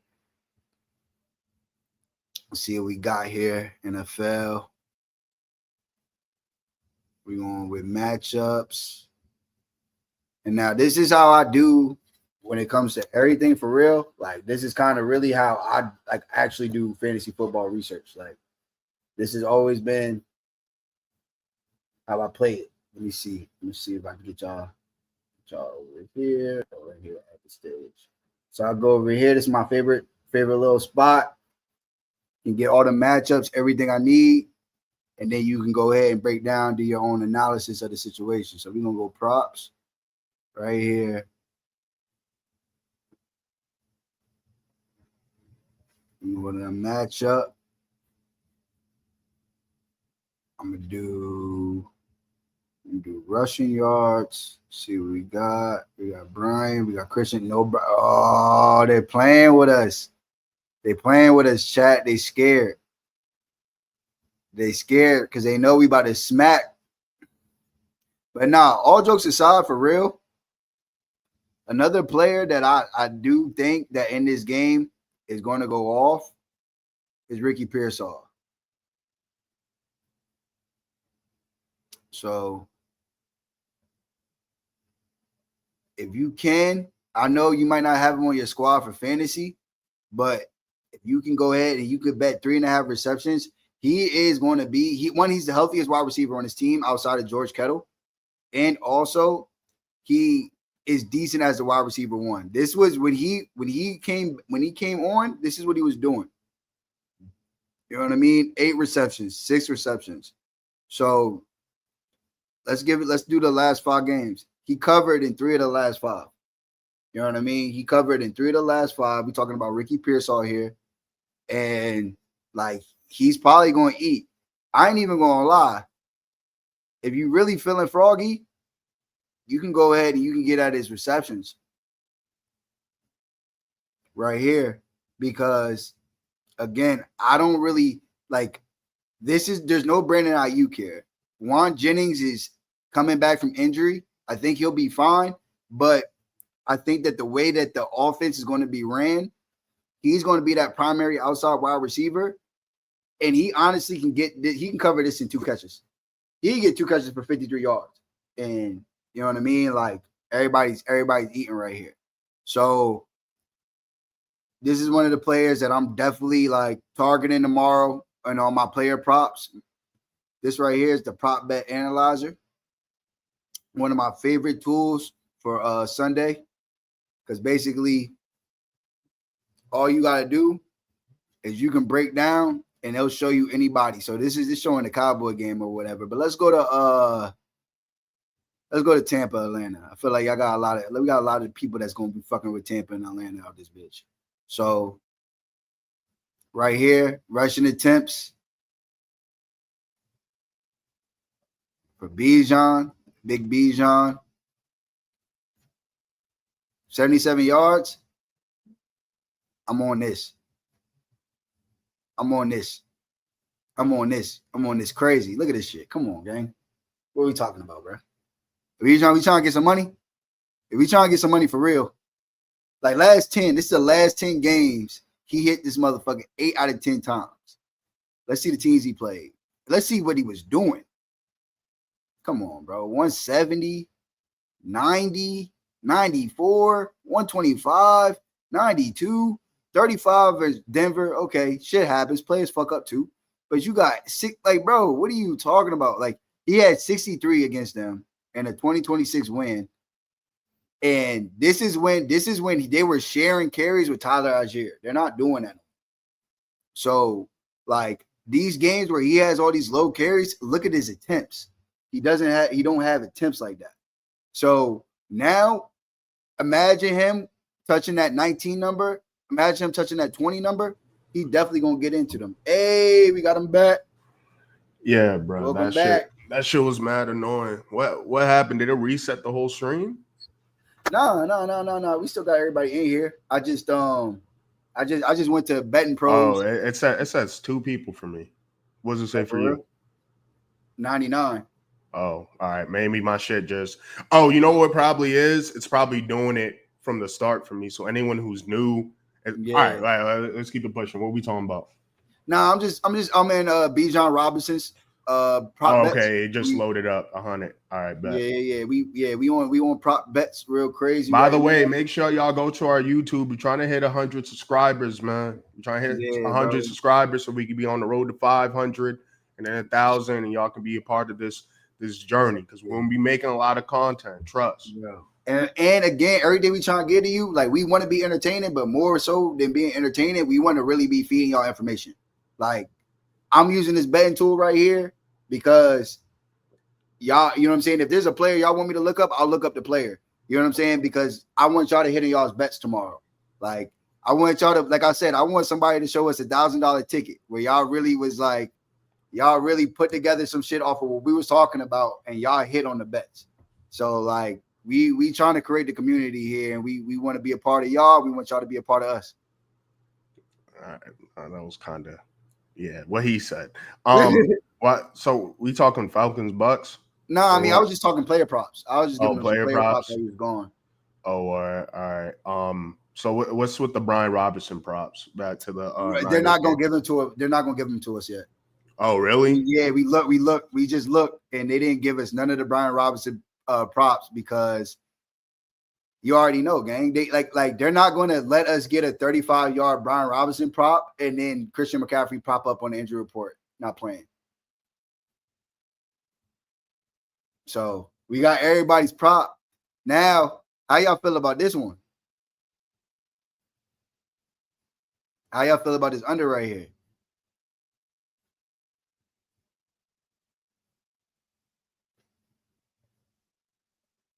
Oh, you froze again. You froze again. All right, fuck it. Fuck it. We got it, chat. We all right. We gonna do this shit. So look, he hasn't hit this, but everybody kind of likes Kenneth Walker. What I think this is Vegas trying to. I think this is a Vegas trap right here. Because why is everything showing that we're supposed to go under? Everything's showing that we're supposed to go under. This right here, in the last 10 games, let's go for last 15 for real. Last 10 games is showing we're supposed to go under, right? San Francisco, he got 11 carries. And then that shit is fun. And then right here, we got the yards. Odds. All right, so Kenneth Walker, Zach Charbonnet. I'm kind of more interested in the Charbonnet props just due to value. Okay. You know what I mean? Because Kenneth Walker, he's good running back one, but he'd be the running back one on a lot of teams. Right. Like, Charbonnet would be the running back one on the Cowboys. You would. I was just about to say, you would probably love to have him. Right. You know what I mean? So don't sleep on Charbonnet. That's why he was picked relatively high, despite being the RB2, because the potential's there. His total is only at 30.5. Love that, because I think they're going to be running the ball a decent amount. I think he's going to get active, even in the passing game a little bit. So I wouldn't mind taking his rushing plus receiving. By the way, about that? It hit for Saquon. Remember, I told him 13.5, then he got to 20 something. So that's always a little cheat code in certain games. Oh, yeah. And I took his receptions in that hit as well. So yeah. So don't sleep on the running backs. They're part of the passing game too. And that's why they're so important for PPR and fantasy. You got to look at what type of back is going to be a part of the passing game. That's why even though Amari and Hampton had a pretty, average game, those 2 catches for 15 yards, that's extra 3 points. Right. That's extra 3 fantasy points. I mean, it gets you to where you need them to be for you to not lose a week. Yeah. Those 3 points, it's like, damn, those 2 catches needed that. That. You know what I mean? So that I was happy to see at least that, because I didn't want him. You don't want a Gus Edwards in PPR. You don't want a Gus Edwards. He's not catching the ball. He's cooked in the passing game. They're not throwing it to him. So that was nice to see. But yeah, I'm very high on Charbonnet this game. How do you feel about the over/under though? 43.5. I think this has the chance to easily go over that. I wouldn't be surprised if this came out to be like 24-20, kind of like the Cowboys game. So I kind of like this over, but I think there's more meat on the bone with the rest of the slate, where I don't know if that's what I'd take, but because I like double dipping in the same game, right? So if I like the Niners, I'll take them to win and the over, and then I'll do some player props in there. Boom. I just got to worry about one game. And that 4:00 slate is looking pretty smooth, even though we had 2 games go down already. I mean, let's look at the whole what's going on. Niners, Seattle, they're always in that 4:00 slot, 3:00 if you're in Central Time, like I am. Titans, Broncos, Lions, Packers. You want me to look at the trends, the over/under trends, the trends for the zone? Oh yeah, please do. For these division games, you also have to remember when you're betting.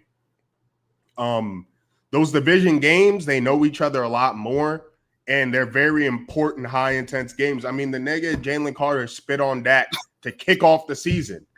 The first play of not even a play. We wasn't even 5 real minutes into the game. And it was smoke. And back-to-back division games. Division game on Thursday. Division game yesterday in Brazil. We have another division game here. It's going to be really important. It's going to be a tight division. It was a very tight division last year. So keep that in mind. And when it comes to these trends, this is where the trends matter the most, these division games. So what do we have? So, okay. So for 2017, 36-24, it is September. So in those early months, it seems like tends to go a little under, huh? Now the thing is, they do have this new OC. It's a new look offense. I can It's see just something along the lines of this one right here, though. 2017. Something's, I don't know if we getting at 36-24. How you feel about that? I mean, so that was their first meeting. Is when that happened. So let's look at the first games, how that shit shaping out. Okay, it looks like the first games, someone's touching 30. Looks like in the first game, someone's touching 30. Let me see. This one, okay, like this one's 27-7 in 2022. So it went under both times in 2022, but it typically seems to be one over, one under. But like bro. That's what I'm saying. Like, it's not my favorite over under of the week, but 43.5. I mean, you have to think of what you think the game script's going to be. So what do you think the game script's going to be for this game? It does seem like we touching 43 though. Or we get close, we get real close to 43 a lot. But what is Vegas telling us? Because this was like a lower over under total. So what do you think they're telling us? It's a division rivalry game. They're telling us that it's week one. Yeah, you know, like they're telling us that it's like, yo, we don't. They're sometimes Vegas don't lie. They'll be like, yo, I ain't gonna hold y'all. We don't know. We don't know. You know what I'm saying? So yeah, for this jump, I mean, what I would do, I don't know, bro. They saying 53 to cover, 43 to cover. I don't know, gang. I don't know. Anytime, well, here's the thing. McCaffrey, if he's healthy, then I like the over a little bit more. If he was out for the game, then I'm probably I'm either taking the under or I'm fading it. But I also don't like this number for the under for this game in particular. But we'll see. So what's your you have, I guess we could do like our 3 favorite picks each. I would say my 3 favorite picks, I like Charbonnet, rushing plus receiving. His rushing's just a 30.5. Like, for example, Worthy, I took his rushing plus receiving because sometimes he runs the ball and he's a wide receiver. Well, he got to carry. Yeah, he got to carry early. Now, I think it was around 61.5 for his receiving on its own. And then when you add in the rushing, it was 68.5. Well, if he gets 20 points rushing and he only gets 50 receiving, you would have lost out on the receiving prop, but you add them together, it just kind of gives you a little bit more flexibility if you think you're getting value in the receiving or the rushing game, whichever is their off position, whichever this is their primary position. But I like Zach Charbonnet just due to the value of him being running back too. I like Ricky Pearsall. I like his receptions are only 3.5. Yeah, we talked about this while he was gone. Oh yeah. That's going on the ticket. Ricky Pearsall. You could argue even with Brandon Ayuk, if he was healthy, that Ricky Pearsall could take another jump in his sophomore year and be the wide receiver 1. He was heavily talked about in drafting communities for a reason. I expect him to get another year with Brock Purdy. I'm a Brock Purdy believer, but I think this is going to be a Ricky Pearsall and George Kittle game. Speaking of George Kittle, I also like his receptions. Well, if I were to pick between George Kittle's reception, wait. Let me find his ass real quick. Who? George. Oh, George. Yeah. But how do you feel? How do you feel the lack of smelling salts? The smelling salts. No. He got his sauce. He got his sauce back. He got his sauce back. Oh, they reneged on that? Yeah. They let him get his sauce back. For real? Why are they even playing around? I mean, I don't know if they. I mean, I think they were trying to be like healthy conscious, but then like you know what I'm saying, like they just started spazzing. So then they were like, all right, fuck it. Like Man, the best defensive player of all time was doing crack. You can't let these boys get smelling salts. They're not even getting hit no more. Like crack. What happened to the league that I love? I do love the new kickoff rules. How do you feel about that? It makes especially y'all have no. Here's the thing. So y'all have Turpin. This is perfect for y'all. It to me it brings kick returners back because it goes to the 20 unless they kick it to the end zone. So if you kick it to the end zone, yeah, it'll go to the 35. But if it hits in the little tackle box or the not tackle box, but the little zone, then it goes to the 20. So you're incentivized to not kick it out the end zone and whatever. So if you, you know what I mean? So if you kick it out the end zone, it goes to the 20. Oh no, it goes to the 35, bro. It goes to the 35 if you kick it out the end zone. So you don't want to kick it out the end zone, which means we're going to get way more kick returns. We're going to get shots, right? Yeah, I feel like you should be happy about that because you got one of the best kick returners in the league. Yeah, I mean, I'm cool with it. You know, especially because we got one of the best kick returners in the league, and we have one of the biggest boots in the league with Aubrey. So really, at the 35, we kind of only need like 20 more yards after that. That's why that fumble, like going on, like obviously it's a big deal, but like that fumble was a huge deal because we didn't get 3 points. Because if like we could have got the 3 points, it's 23-24, and we don't have to like take all these skill shots. Yeah, and then the game flows a lot different because now the way they're playing, it changes everything. That's why it's a game of inches. It's man, we're so bad, bruh. Really I might take some Benadryl tonight.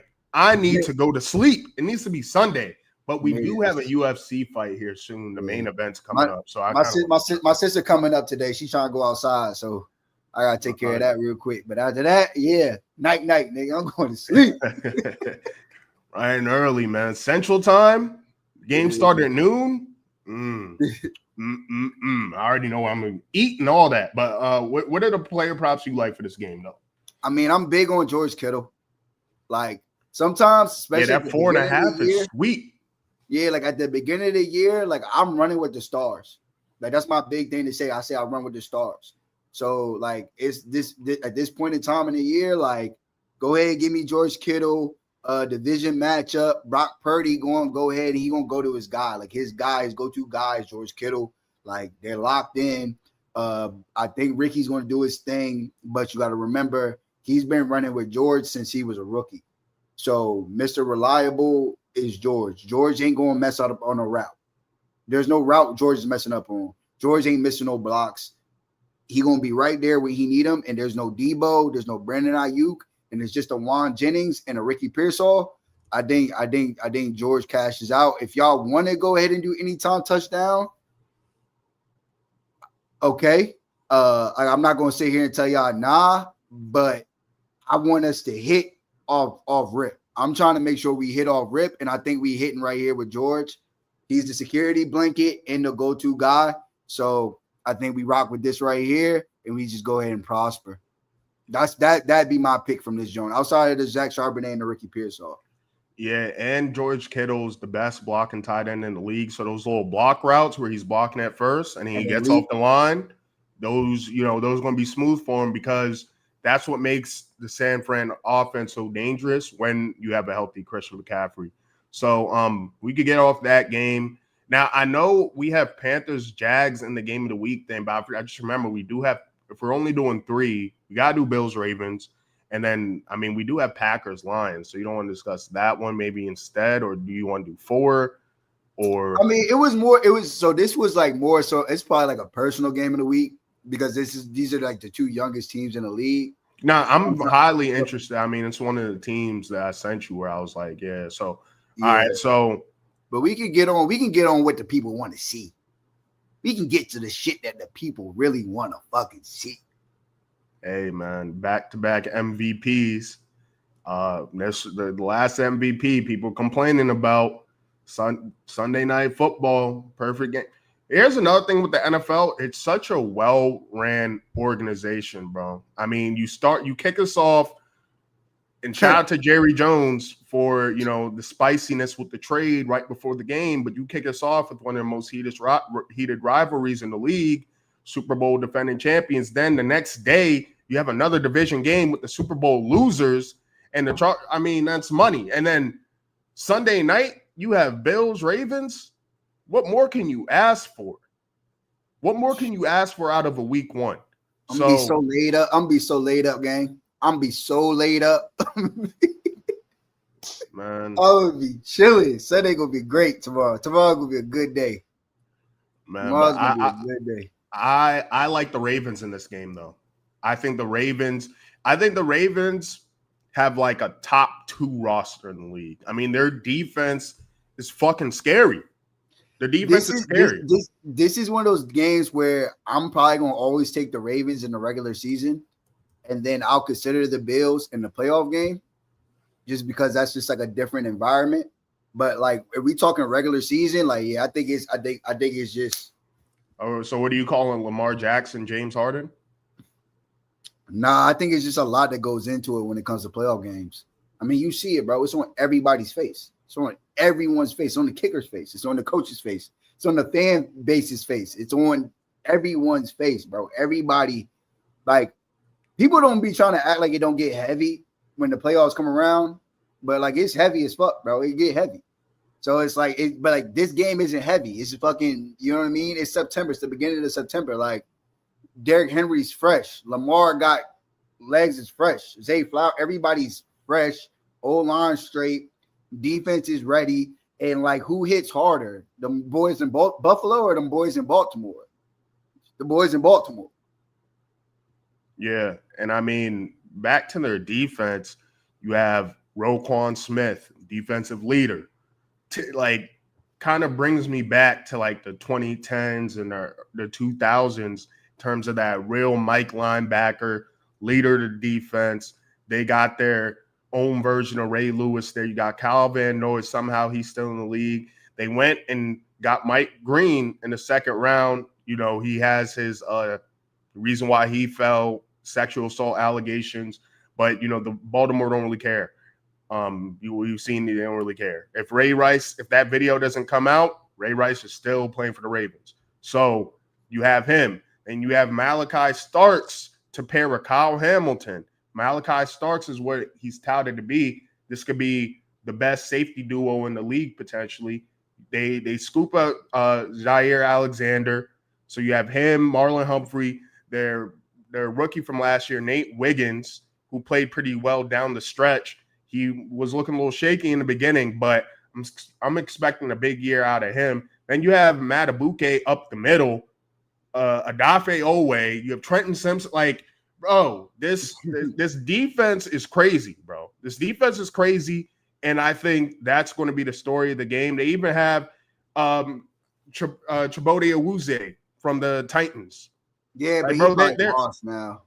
Yeah, but I mean, as a depth piece, we don't need you. You're not starting, really. You're not starting, but as a depth piece to come in, you know, when Nate Wiggins a little tired, like, that's cool. You know what I'm saying? So, and then on the O-line, in terms of the other part of the trenches, Roger Rosengarten. He was looking good last year. Their second pick last year, right tackle, along with Ronnie Stanley. You have Tyler Linderbaum, one of the best centers in the league. So I think this is just and then obviously we have King Henry. I don't know how he does it. Freak of nature, still a top 3 running back in this league. And I like what I saw out of Rashad Bateman towards the end of the year. That's why I drafted him. I tried to pull his numbers up. I'm trying to pull his numbers up right here, so we can get into it. But I don't know why they're playing with me. But Zay Flowers, maybe D Hop. You know, we'll see what we get out of D Hop. I mean, for me, I'm going with Bateman. I'm going with King Henry. And if I'm doing touchdowns, I'm going with fucking Mark Andrews. Like, I'm sticking to the script when it comes to this team, bro. Like, speaking of injuries, What's the deal with Keon Coleman? Because I saw him on the injury report. He's off. I actually got that. Yeah, I got that news. Let me see. Okay. I'm pretty sure I had that news. I saw that earlier. So who do you think is going to win the game, though? You don't like giving your predictions, man. Like because I don't like giving predictions because in my real world, it's like I don't really care about the outcome, but I do think that the Ravens are going to win. Like I think the Ravens. That's all I want, bro. That's all I want. I want where you're leaning, what your gut's like telling I think you. the Ravens. This is like, a toss up on it, but like for me, like this game, like I'm this betting on it. Game, like I got Baltimore winning. Like it's just the Bills. They like the Bills got to get up to be fucking with the Ravens. Like they're not just ready every day. They're not ready to play the Ravens. So like that's why those playoff games are a little different. But like on a regular day, like tomorrow, they're not going to be ready for no damn King Henry, bro. Like they're just not ready for that motherfucker yet. Like you just not. No corner is ready to hit King Henry fresh off of all season. not even DeMar Hamlin, the Hamber Lamps. Come on, bro. I love the ambulance. I love the ambulance. But there's some things I don't want him doing. And hitting King Henry ain't what I really want him to be doing. Hey man, that's what you got Matt Milano for. They add Joey Bosa. Don't forget about that addition. This Bills defense, it's not up to par with the Ravens. So this is why I'm expecting a big Josh Allen game. I'm taking his passing yards plus his rushing yards. I think that's a good bet because I think to win this game, he's going to have to be Superman.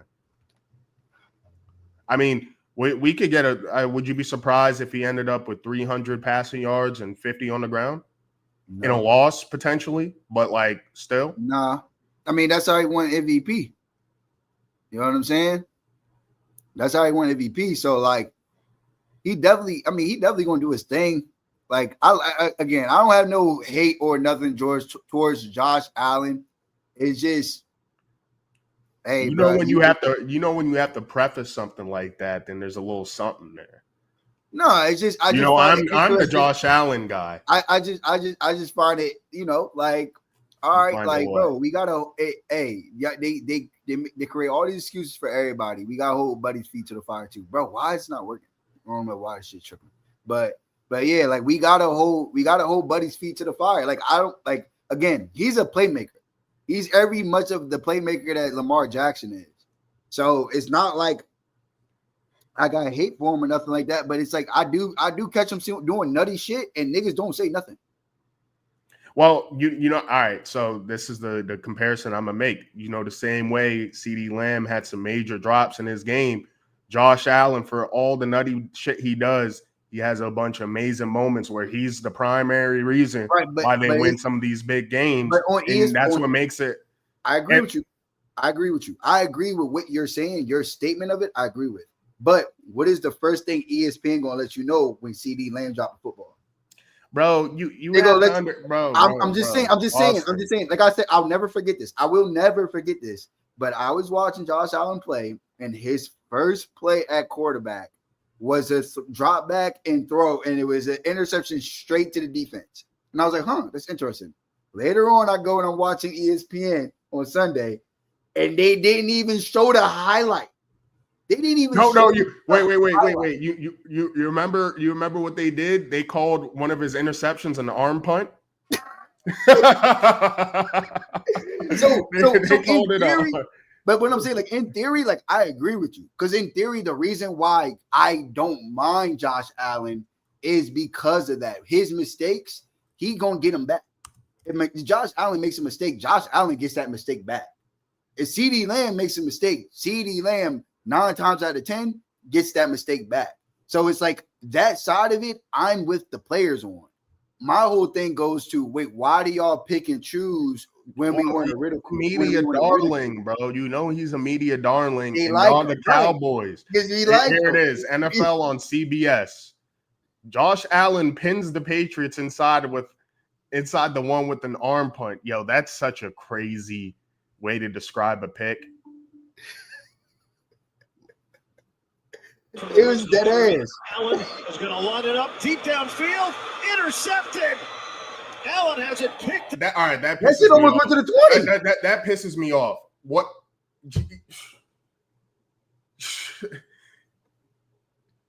I don't remember it going down like that. How are you going to describe it like he pinned him there and it went into the fucking end zone, which means if he just kneeled it, it would have been at the 20. What do you mean he pinned it there? Nah, that's crazy. That's nasty work. Buddy was trying to make some shit. That's nasty work. Off in the end zone by Mapu. He was just getting out of the end zone. That's on the defense. That's on the defender. Are they marking that down just outside the end zone for Mapu? It is like, bro, like they lose. Obviously, the play should have been for him stay in the end zone and have it come the announcer even says it. Zone and have him. Obviously, the play should have been for him stay in the end zone and have it come out to the 20-yard line. Yo, look how deep he is. He could make something happen. He stopped at the goal line and spilled out. Like, if anything, that's crazy. If anything, you should be given the praise to the person on offense that got that pit back for him. Those shitty pass still gets praise. The 7 game last. This can't be. And again, Josh Allen caused a defender to not take the knee in the end zone. Like, bro, I'm rocking, bro. I love his wife, Haley Steinfeld. She bad as hell. Bro, like, he's killing it. Chill. I'm not gonna get on his wife, but I was like, you know what I'm saying? Like, he living a good life, bro. But it's like you can live a good life, and sometimes we still gotta spank your ass. And it's like they don't like being rude to him or some shit. Yeah, that's crazy. I didn't know. Yo, trying to give him credit, I need a second to like recover from that. That's fucking wild. All right, yeah. So I get what you're saying, man. Bro. That's what I'm saying. That's all I'm saying when it comes to bro. Like he is an MVP. He is an MVP. I don't know if he deserved the MVP last year. My only thing with that, and I'm gonna keep telling you this, the year before that, Lamar Jackson didn't deserve that MVP. So I thought they were doing like look, you shouldn't have got that. So whose turn is it this year? We gotta let the chat know. So they can for futures. Whose turn is it this year? Let them know. Off the first game, you know who the other media darling is, Justin Herbert. But what's the other one? It's gonna be Justin or it's gonna be who? You know. Wait, hold on. Who you trying to get at here? Is it gonna be Justin or it's gonna be? It starts with a J2. Jalen Hurts. I call him Joey. Oh, Burrow. I call him Burrow. Yeah, Burrow. Yeah, Burrow still needs one. Yeah, they love him. Yeah. It might be. It's between. You might as well put 2 tickets in, 2 futures, one for Herbert, one for Burrow. They want all of them to have one, right? Because that's like the top 5. That's like their main 5 they like to push. Lamar has 2. Pat Mahomes has what, 1 or 2? I think he has 2. 2. Yes, 2. Then they just got Josh Allen 1. Herbert early ticket. Browns, Bengals, another division game. If they could just, they want Joe to have one. I call him Joey, but the streets call him Joe, so I respect him and call him Joe. But like, bro, like, yeah, like they're bro. Come on, Joe Burrow makes it to the playoffs. He's getting if Joe. Or put it this way, and this is true. If Dak Prescott and Joe Burrow's stacked neck and neck, who gets the MVP? That's like a rhetorical question because honestly, that year Lamar won it like 2 years ago. That could have easily went to Dak. If you go look at the numbers, the team success, I mean, it was all there for him. But yeah, that's tough. I told you, bro. I think defensive player of the year that 1 year should have went to DeRon Bland. Nigga caused a lot of points. He put 11, a lot of points. It was 11 interceptions and 6 touchdowns. 6 pick sixes. He had more touchdowns than niggas that play wide receiver. Exactly. So yeah, man, you just have to. If you're a Cowboys fan, you just have to understand you're not going to get awards. So that's your reality. But yeah, back to this game, and you could bring up the Fantasy Pros thing if you want. Tyler Bass, he's down, but they have Matt Prater, who's a pretty good kicker. So it's pretty clutch that they have him. No Likely. No Ricard. I mean, that's a fullback. And so unfortunate, their first round pick, Maxwell Hairston, they really need that. They really need a player like him in the secondary to really stand up with Baltimore. It's part of the reason why I'm giving it to Baltimore. I'll probably have them in a ticket along with just a Josh Allen masterclass in a close loss, and they start the season off 0-1. But besides that, how do you feel about Derrick Henry? Now, I told people because, a lot of my boys be hitting me, and they're like, they had Saquon on the ticket for like 95.5 yards. He didn't hit that. I'm like, bro, listen, Saquon's a beast. That's a lot of yards, bro. Like, you can't – I'm not pressed to have somebody just shitting out 100-yard games on my ticket. I think it's one of those things where sometimes you got to think about the game plan. And for like the Cowboys, that's why I said I took Saquon's reception yards because I felt as if the Cowboys, if we lose, we're not going to lose because Saquon ran crazy on us. Like we'll lose because he got a slip screen or AJ Brown went crazy. But our linebackers, they went to sleep the night before knowing, okay, I got to stop Saquon. Like whatever I do, I got to stop Saquon. And then y'all just got Kenny Clark. So that's another reason why, because Kenny Clark is not a household name, but he is a Pro Bowl D tackle. His prime years might be behind him, but he seems really motivated to have a good year in Dallas this year. And he showed his stuff in that game. But Derrick Henry spoke on that. Like we even said, don't get it twisted. Kenny Clark is a B+ player. Like Micah's an A++ player, but that's not going to take away from who we think Kenny Clark is as a player. And he played like that. He played like a B+ player. Yeah. You know what I'm saying? Yeah. But King Henry, if he can't do it, it can't be done, right? I mean, who would you rather bet on? Who do you think is a more sure bet? James Cook for that 55.5 or Derrick Henry for that 84.5? I mean, I like them both. I'm rocking with James. Hey, look, bro, your man James, he showed me last year. He was out there getting busy, running like he was from Florida. So I'm good on him. James Cook, he just got paid, so that 55.5 is sweet. But I might be more inclined to take his rushing plus receiving, especially if I think Josh Allen's going to have this Superman type game. He's definitely going to be involved in the passing game, especially if, I think Khalil Shakir himself was on the injury report along with Keon Coleman. Yeah, but I think he got off of it.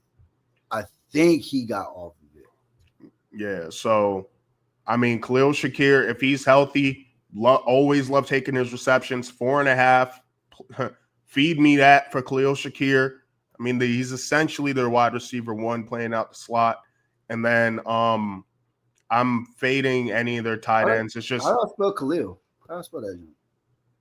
How you normally spell Khalil, K-H before the A now. Yeah, I before E, except after C. Like Z. Okay. There's no I or C there, but but yeah, back to business. Seriously. All right. So look, this is our guy Khalil. With me personally, his yards or whatever, I'm big on his receptions. You know that. I'm like, and if you have Khalil Shakir in fantasy, put it in the chat. You could reply on Twitter. I know a lot of you are on Twitter. If you have Khalil Shakir, start sits, because I know that's probably like a hot topic. Because if you draft a Khalil Shakir, you probably have some options there at the flex or your wide receiver too. So, yeah. But log right here. Well, speaking of, I'm gonna look at your team real quick because I know you got him. I think you got him in our league. So I think so. Yeah, I got him. I want to know who you're starting ahead of him. Neighborhood watchdogs. So yeah, man. He be covering though. Like that's the thing about Khalil Shakir is he gonna go ahead and he gonna kind of get to about 5%. It's never the thing about Khalil Shakir is he's never going to have a game where he's like a big play, 6 receptions, 123-yard game. It's gonna always be 6 receptions for 67 yards. But in fantasy, that works for us. We cool with that. I'm not tripping off of that because that's a guaranteed 12 points. You didn't lose me my week, so I like you.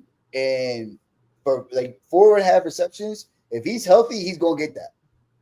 I'm probably gonna smack that. Let me show this real quick. Yeah, for sure. So in this league, you have Khalil Shakir. You opted for Amari and Hampton, which I don't hate. I mean, Chiefs do have one of the best running defenses, but I have this similar setup. I have Bijan in my $300 got Bijan. I have him Hampton, and I have Worthy. I just don't have Chase Brown, so that's my running back too. Now, let's take Hampton out the equation. You have 3 people that I think would be toss-ups on anyone's bench for who they might want to put at flex. Between Waddle, Pearsall, and Shakir, who would you opt to start? The way things are going, I would probably play Waddle just because he got the most rapport with Tua, because they've both been in the league for about 4 years. Almost going on year 5. Didn't they both play at Bama? Yeah, that's what I'm saying. So I would probably go there just because it's like, all right, I need some rapport here. But I would go Waddle. I would probably go in that order. Waddle, okay. Ricky, Khalil. With the sleeper actually being Cedric Tillman. Not even joking. Yeah, I mean, Tillman, people, he's pretty slept on because it's the Browns, but you got to remember Joe Flacco did make the playoffs with this Browns team with Kevin Stefanski just about 2 years ago. They shipped him away because they were bringing Deshaun Watson back. I don't think they wanted that. Joe Flacco, he might be better. He just took us to the playoffs. I don't think they wanted, kind of similar for the same reason why they shipped Joe Milton to y'all. Y'all don't want people back. You don't want the quarterback behind the starting quarterback. You don't want the starting quarterback looking over his shoulder. Yeah, you don't want the backup nipping at his ankles. So at the end of the day, I mean, it's cool though. I would probably do the same. I mean, I'm not as high on Jalen Waddle. I'd probably do Pearsall, Shakir, Waddle, just because I'm just so off Miami. It's not even funny. Even though I love Jalen Waddle as a talent, I actually wanted the Giants to pick him that year. That's the Devontae Smith, Micah year. He went 6. I remember when he was rising in the draft process, people were talking more and more about him, and I was sick to my stomach. I was like, all right. He was a big deal because Tyreek Hill was a big deal. You know what I'm saying? Like Tyreek Hill's speed at that time was like the peak. And then it's like, oh, well, we got this cat, Jalen Waddle, coming in. He kind of do it just like Tyreek. You know what I'm saying? Yeah. That year, I was like, all right, bet, whatever. Everyone's talking about Jalen Waddle now. Secret's out. Cool. We're going to get Devontae Smith. Y'all trade up with the Eagles. They get Devontae Smith. Y'all trade back to the 12th spot. Y'all get Micah Parsons. So we opt to trade back to like 19 and got Kadarius Toney. And that GM is no longer with us. Say his name. Say his name. I don't listen, bro. After the cursed game yesterday with Worthy, I don't need neighbors being jinx bringing up old baggage. You know what I mean? So all right. So who you want me to look up next? In terms of who I like for that game, like in terms of that game, you want to move on? Are we done with that game, or you want to go to a different matchup? Is there another player prop that you like from that game, or?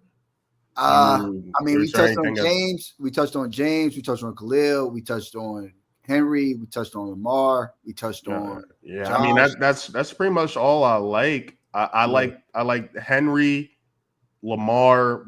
I'd probably take his rushing plus pass. I'd probably take both of them, both of their passing plus rushing.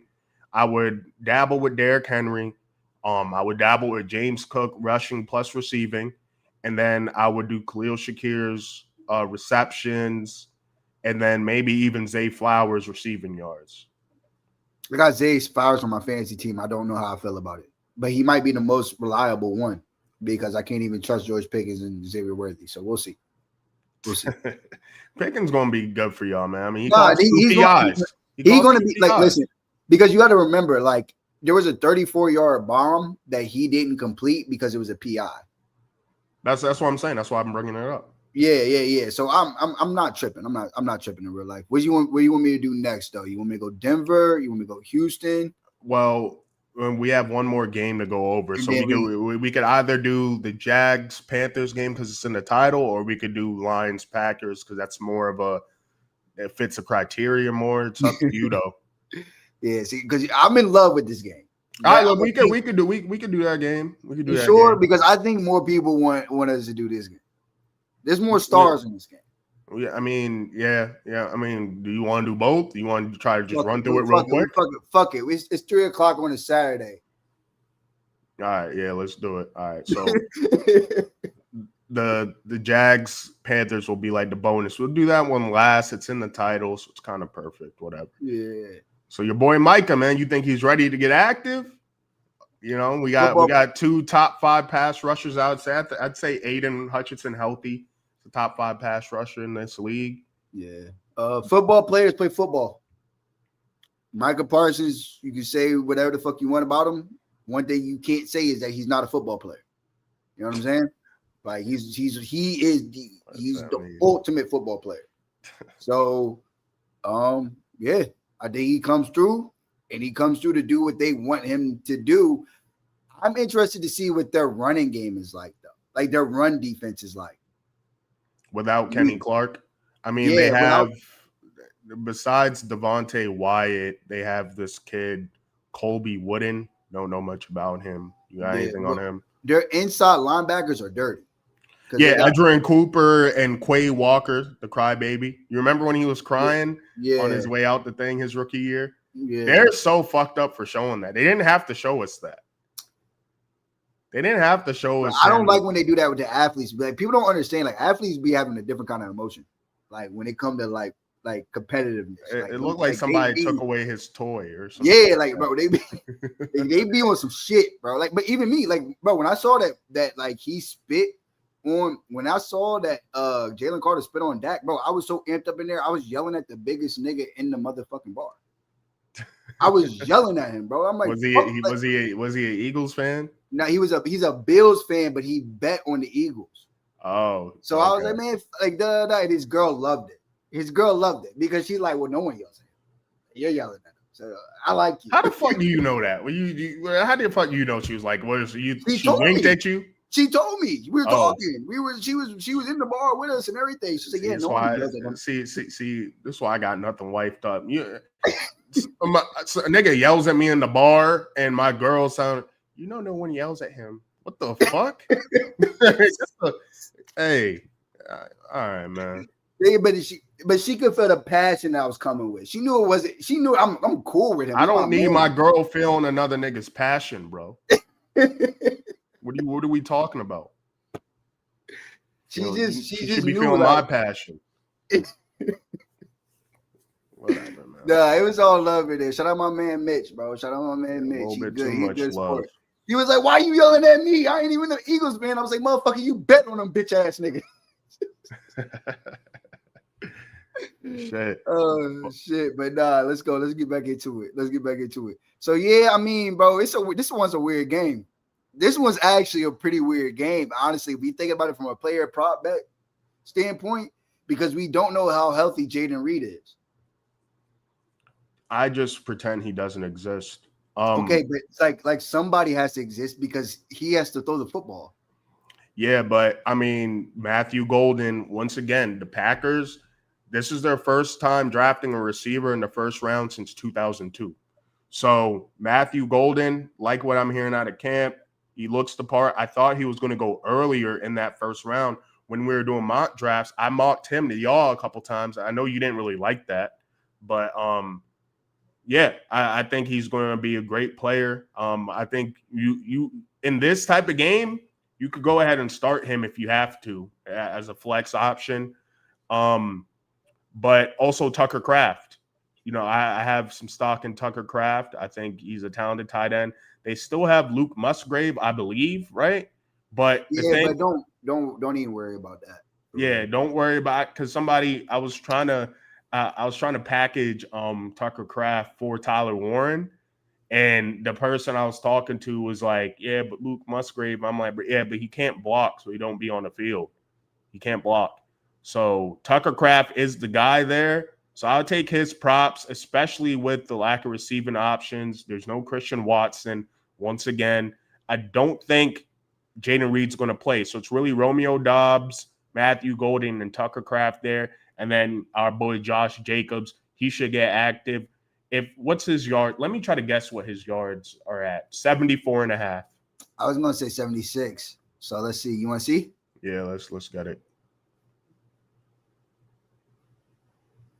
73.5. All right, send me $100. we bet on that one. It's like, no. All right, but yeah, that's okay. So one under what I was thinking.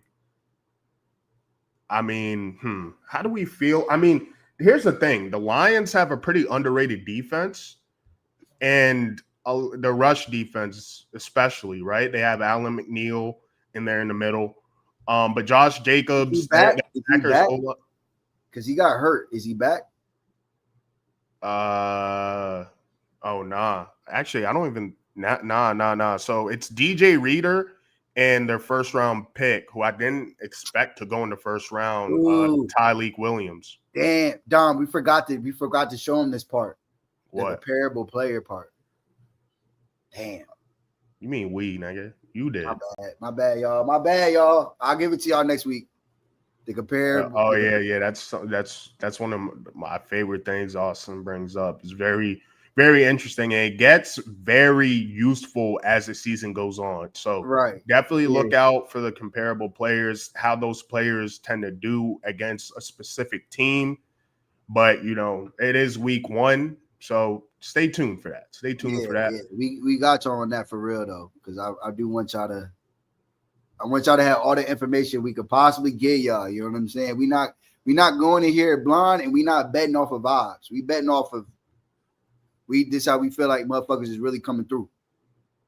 Right. And besides that, to help stop Josh Jacobs, you have Jack Campbell in there, pretty good linebacker. If you don't remember, they went linebacker and running back in that draft. That's the Jahmyr Gibbs draft.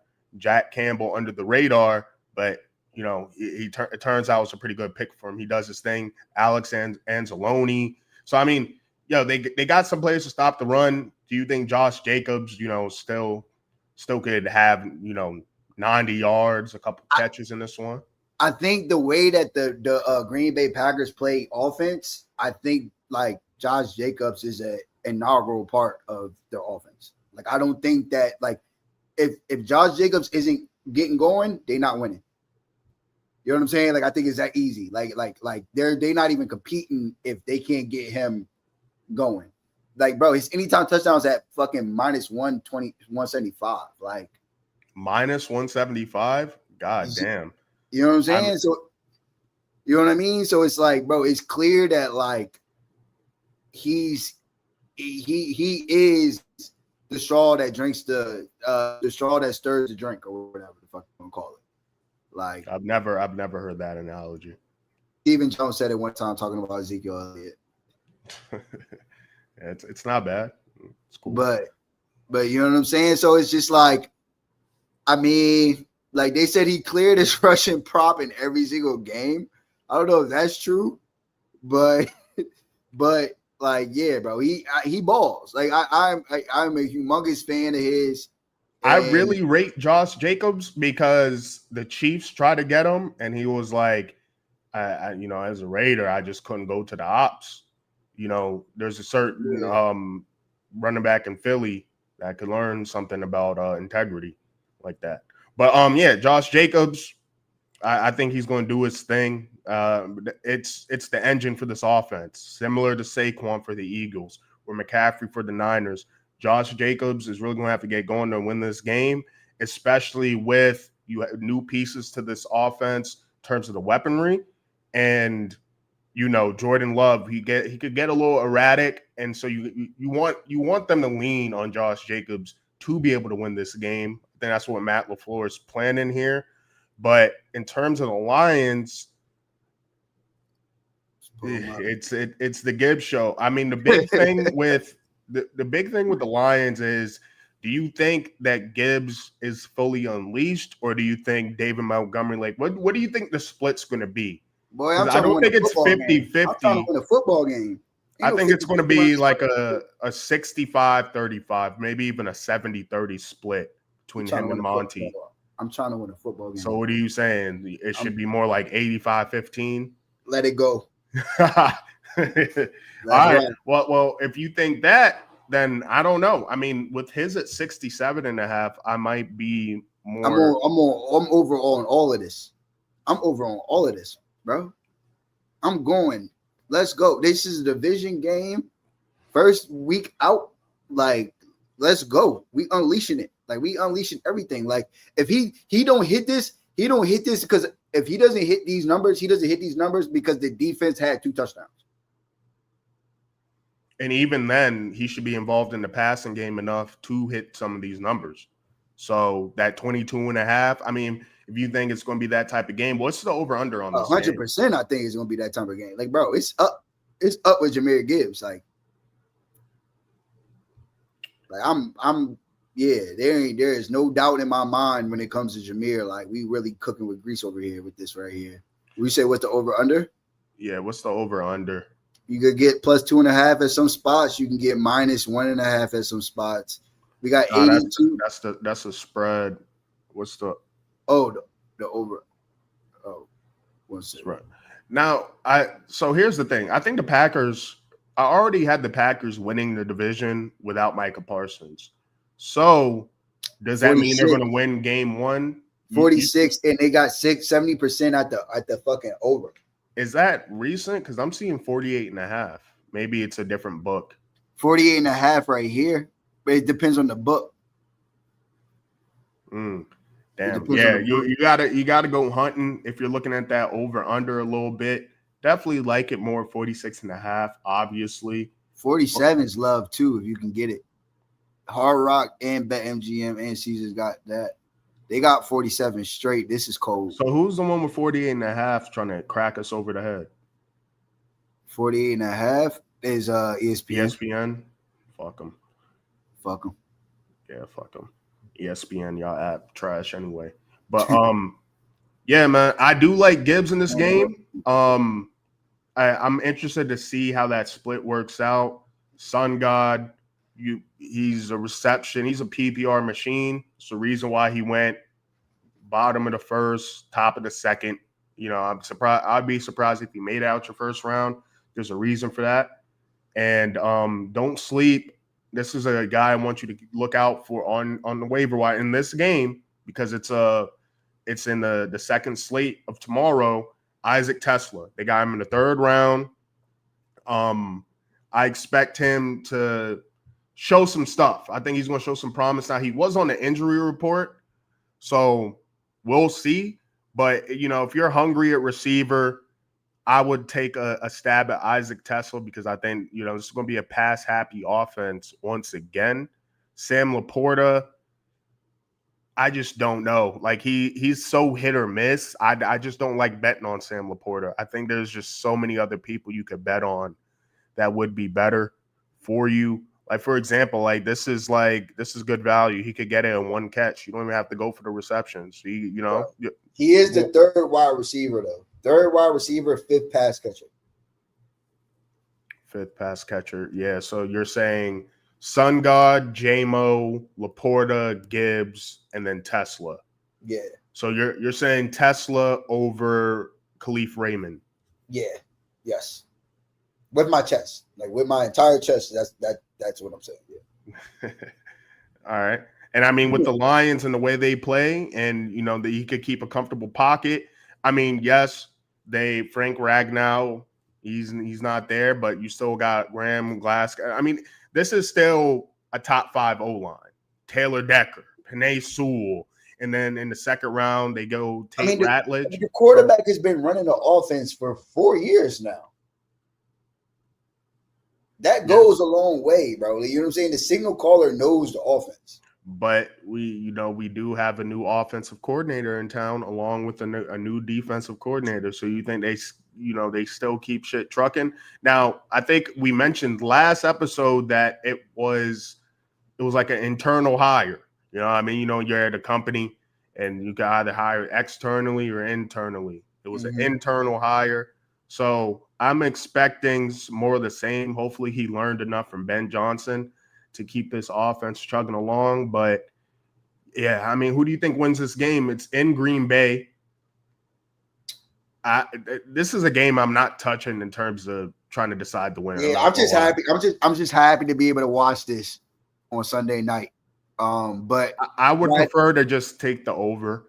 If I had to bet a team, maybe I'll go with Detroit because they got a lot of non-moving parts. Like they got a lot of parts that they're familiar with.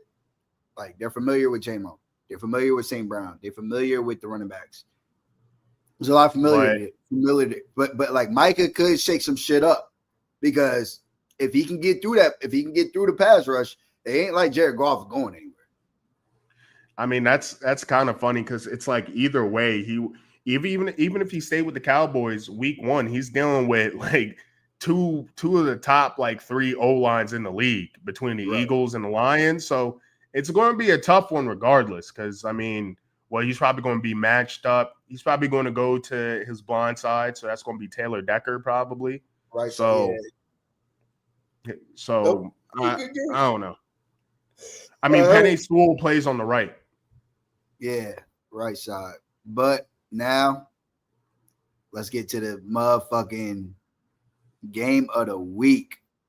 The game of the week. My personal game of the week, not the actual game of the week. But I love this game too. Yeah. I mean, there's a lot of exciting moving pieces here. Right. I'm excited for the potential of both these offenses. Wait, last thing on that Packers game. What's your favorite bet? My favorite bet? Prop? Yeah. My favorite bet is Jahmyr Gibbs. My favorite player prop to bet is Jahmyr Gibbs. If you want to do Jahmyr Gibbs over reception yards, if you want to do even over yards. Like I said, they're not in that football game if Jahmyr Gibbs isn't balling. And I don't think that there's going to be a situation where Jahmyr Gibbs isn't balling. So, like, my favorite prop is Jahmyr Gibbs. And then after that, Josh Jacobs, anytime tutty. Anytime tutty. Are you tapping the 2 potentially? Maybe 2? In my that like a fun like the lotto ticket, I'll probably put it on the lotto, but not on some shit I'm trying to really make money on. You know what I mean? Yeah, I feel you. But like I wouldn't mind taking a stab at J-Mo's like receiving yards because he's the type where he'll have 2 catches and like 70 yards. And besides that, I mean, Amon-Ra St. God, I like his receptions damn near every time. And this is probably the lowest it'll be. And I think he's going to get active. So, yeah, those are my picks for that. In terms of the Packers offense, I'm kind of cluing in on Tucker Kraft and Josh Jacobs as well. But, yeah, let's get to the Panthers Jags, man. If you got Travis Hunter, if you get a pick, it's not counting towards your fantasy team. So if he gets a pick, you're not celebrating really. Yeah, it is what it celebrate is. The fact that he just got the ball back from his offense. Yeah, and then you gotta get back on offense. Yeah, he a football player, bro. That's what he do. Yeah, he's the definition of a football player. That's what he do. See how that works out. And he's newly engaged. He has a kid on the way. He's happy. Keep my boy Travis happy, man. Don't break his heart, or we're gonna be pitchforks at your crib, lady. Now their backfield's pretty interesting. It was kind of funny while we were drafting. All their running backs kind of are in the same spot. It was like Trevor, like within the same round or two, Trevor Etienne, Tank Bigsby, Tootin, all going. Now, if you're a Tootin owner, you're hoping that he could come up in this pecking order a little bit. But right now, I think it's going to be the Travis Etienne show. Him and Trevor Lawrence did play at Clemson together. So that's another thing to keep in mind. Like, he's not going anywhere. You kind of got to hope Tank Bigsby gets shipped out to a running back needy team or something. How would you feel about having Tank Bigsby? Bro, I don't really like. That's the thing. Like when it comes to running backs, like, bro, I don't like. I'm cool. Like it's just like, bro, all right. You're not tired of being in running back hell. You wouldn't just want like Yo, Well, we because have it's like all right, running back hell is like having a guy that can run for 15 yards for a set like and 2 touchdowns. So it's like running back like I'd have more of a problem if we didn't have that interior offensive line. facts, Like that would which is why you're happy with the Tyler Booker pick over Right. like Amari and Hampton. Right. Like I'd be more like I'm more like, oh, we getting pushed. Yeah, we're not playing a Jalen Carter and you know what I'm saying, that crazy ass D tackle line every single week. And I'm not saying that like my offensive line can't get better, but I like what we building off of. You know what I'm saying? Like I like where like our starting point was that football game. I like Hey, listen, Austin, look at me when I say this. Dexter Lawrence ain't gonna be doing no spitting next week, all right? All right, well, that's fine. Dexter Lawrence not gonna be doing no spitting. So we can't hope for that. I never had that even on the bingo cards. You know what I'm saying? Like I never had that on the bingo cards, bro. Yeah, I got some shit on the bingo cards. That spitting on a grown ass man was not on the bingo cards, bro. When do y'all play again? Probably towards the end of the season. I gotta see that him back in the game. Oh no, we played them before we played the Chiefs. We played them at Thanksgiving. We played them right before Thanksgiving. I'm going to the game. Oh, November 23rd. Okay. Yeah, I'm going to the game. I'll be down there with go see my brother beforehand and all kinds of shit. If you down there in Fort Worth and you at what is it called? Live? Yeah. Fucking Texas Live or whatever. And Jalen Carter's at the bar and he's next to you ordering a drink. I'm gonna tap my brother like, hey, go get the sticks. we in Texas. Hey man, he touched me first. I had to give him a leg. That's what I'm saying. That's what I mean. I ain't gonna have my shit down there because I'm not, you know what I'm saying? But my brother lives down there. So I'm gonna tap him like, hey, you got that shit in the car? All right, yeah. All right, hey. Gonna spit on my quarterback. Right, right. And then you about to walk around this bitch like it's sweet. Yeah, that is crazy, disrespectful. Hey. Funny scenario, but they got your boy Rico Dowdle. I kind of forgot about that. Yeah, but Chuba Hubbard is a story of this game. I don't think last year was a fluke. So I think, you know, if you're a Chuba Hubbard owner, I think you're happy to have him here. This Jags defense is interesting because it's very average, but they got some players. You know what I mean? So that's why this game is so interesting to see how this shapes out.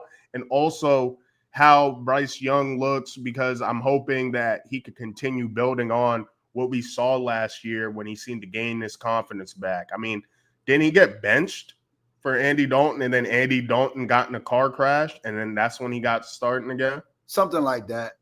Like, I think it kind of worked out good for them. Like, that scenario worked out well for them. But, like, yeah, that's basically what they're saying is that he was benched. He was benched, bro. It was bad for him, bro. It was bad. It was real bad, bro. He lost his girl.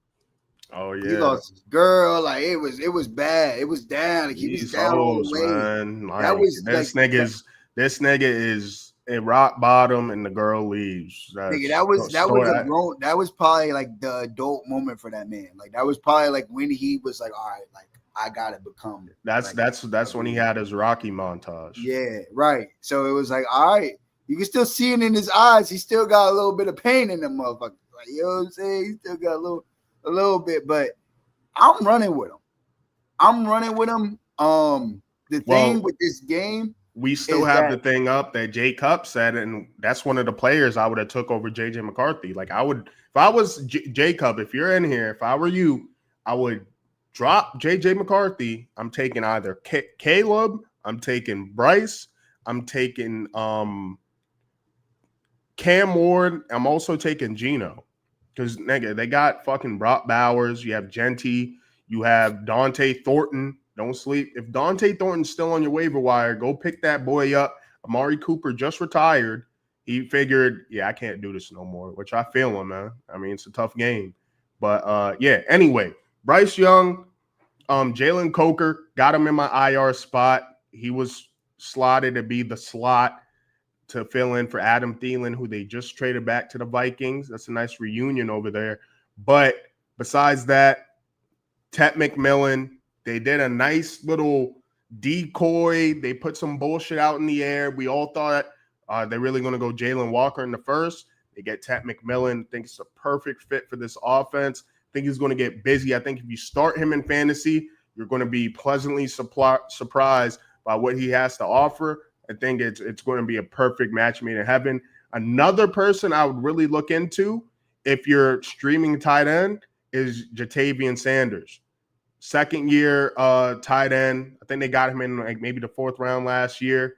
He could move, man. He can move. I like him a lot. So I wouldn't be surprised if he's like at the top of the way. Trimble's going to be. I think it's going to be Trimble, the one that's going to be started. The one that's going to be starting. You think it's going to be Trimble? Yeah. I mean, I'm looking at the depth chart right now. It's Jatavian Sanders over him, bro. Sanders, bro. I listen. It's not like I was watching a bunch of Panthers games intently, but Sanders is that guy, bro. I'm telling you, don't sleep. Like, for example, I'm putting my money where my mouth is. I'm taking his receiving yards for sure. For sure. I like that at 24. So Jatavian Sanders, if you're streaming tight end, look out for him. Now, if Tommy Tremble gets a little bit too much, like we got to look at the snap count. So if the snap count shows they're on the field for the same amount of time, then I'd probably move off that because it might be what's a team that's kind of like this, where it's kind of like Tyler Conklin and Will Dissly. Yeah, it's like that where it's like, all right, bro, any of these niggas could go off. Or what we saw out of the Bills last year with Dawson Knox and Dalton Kincaid. That's not really what you want. You kind of want a primary tight end, but I think he can be that primary tight end. Besides that, Leggett dealt with a lot of drops in his rookie year last year, but they're going to have to get active. I don't like Hunter Renfrow shouldn't be outperforming you, Leggett. Hunter Renfrow shouldn't be outperforming you. They pick up Renfrow after Jalen Coker goes down. It's because they don't believe in you enough. So show your stuff, Leggett. Root for you. You funny as hell, but you're not a comedian. You're a wide receiver. So show your stuff. Besides that, your boy Trevor Lawrence. You like claiming I have my boys. Yes, your boy Trevor Lawrence. You still believe in Sunshine. I don't know. This is his year to show me. Because you got Brian Thomas. But what does he need to show you?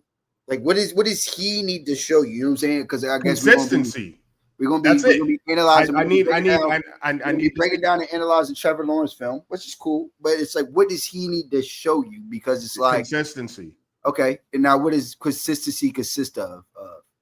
It consists of being consistent. Okay, and this is why this is a good game, and because the Panthers, they have a fairly weak defense. So, the running game should be there. The offensive line should be there. Again, my whole thing with Trevor Lawrence is how I feel about Trevor Lawrence, really how I feel about that. It's like, maybe they might not be all world, but it's like if you put a good team around them, I don't see why they can't win football games. I think Dak is a tier or two above Trevor Lawrence, talent-wise. Okay. I'll probably and consistency. Like at a line of scrimmage. Like but it's like he's 26. If Dak was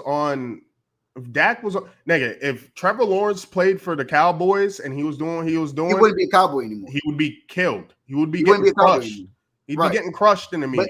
But luckily he's in Jacksonville where he could camp out and we get to pretend like we weren't hearing that this kid was a generational talent and the second coming of Andrew Luck. It's not what I've seen.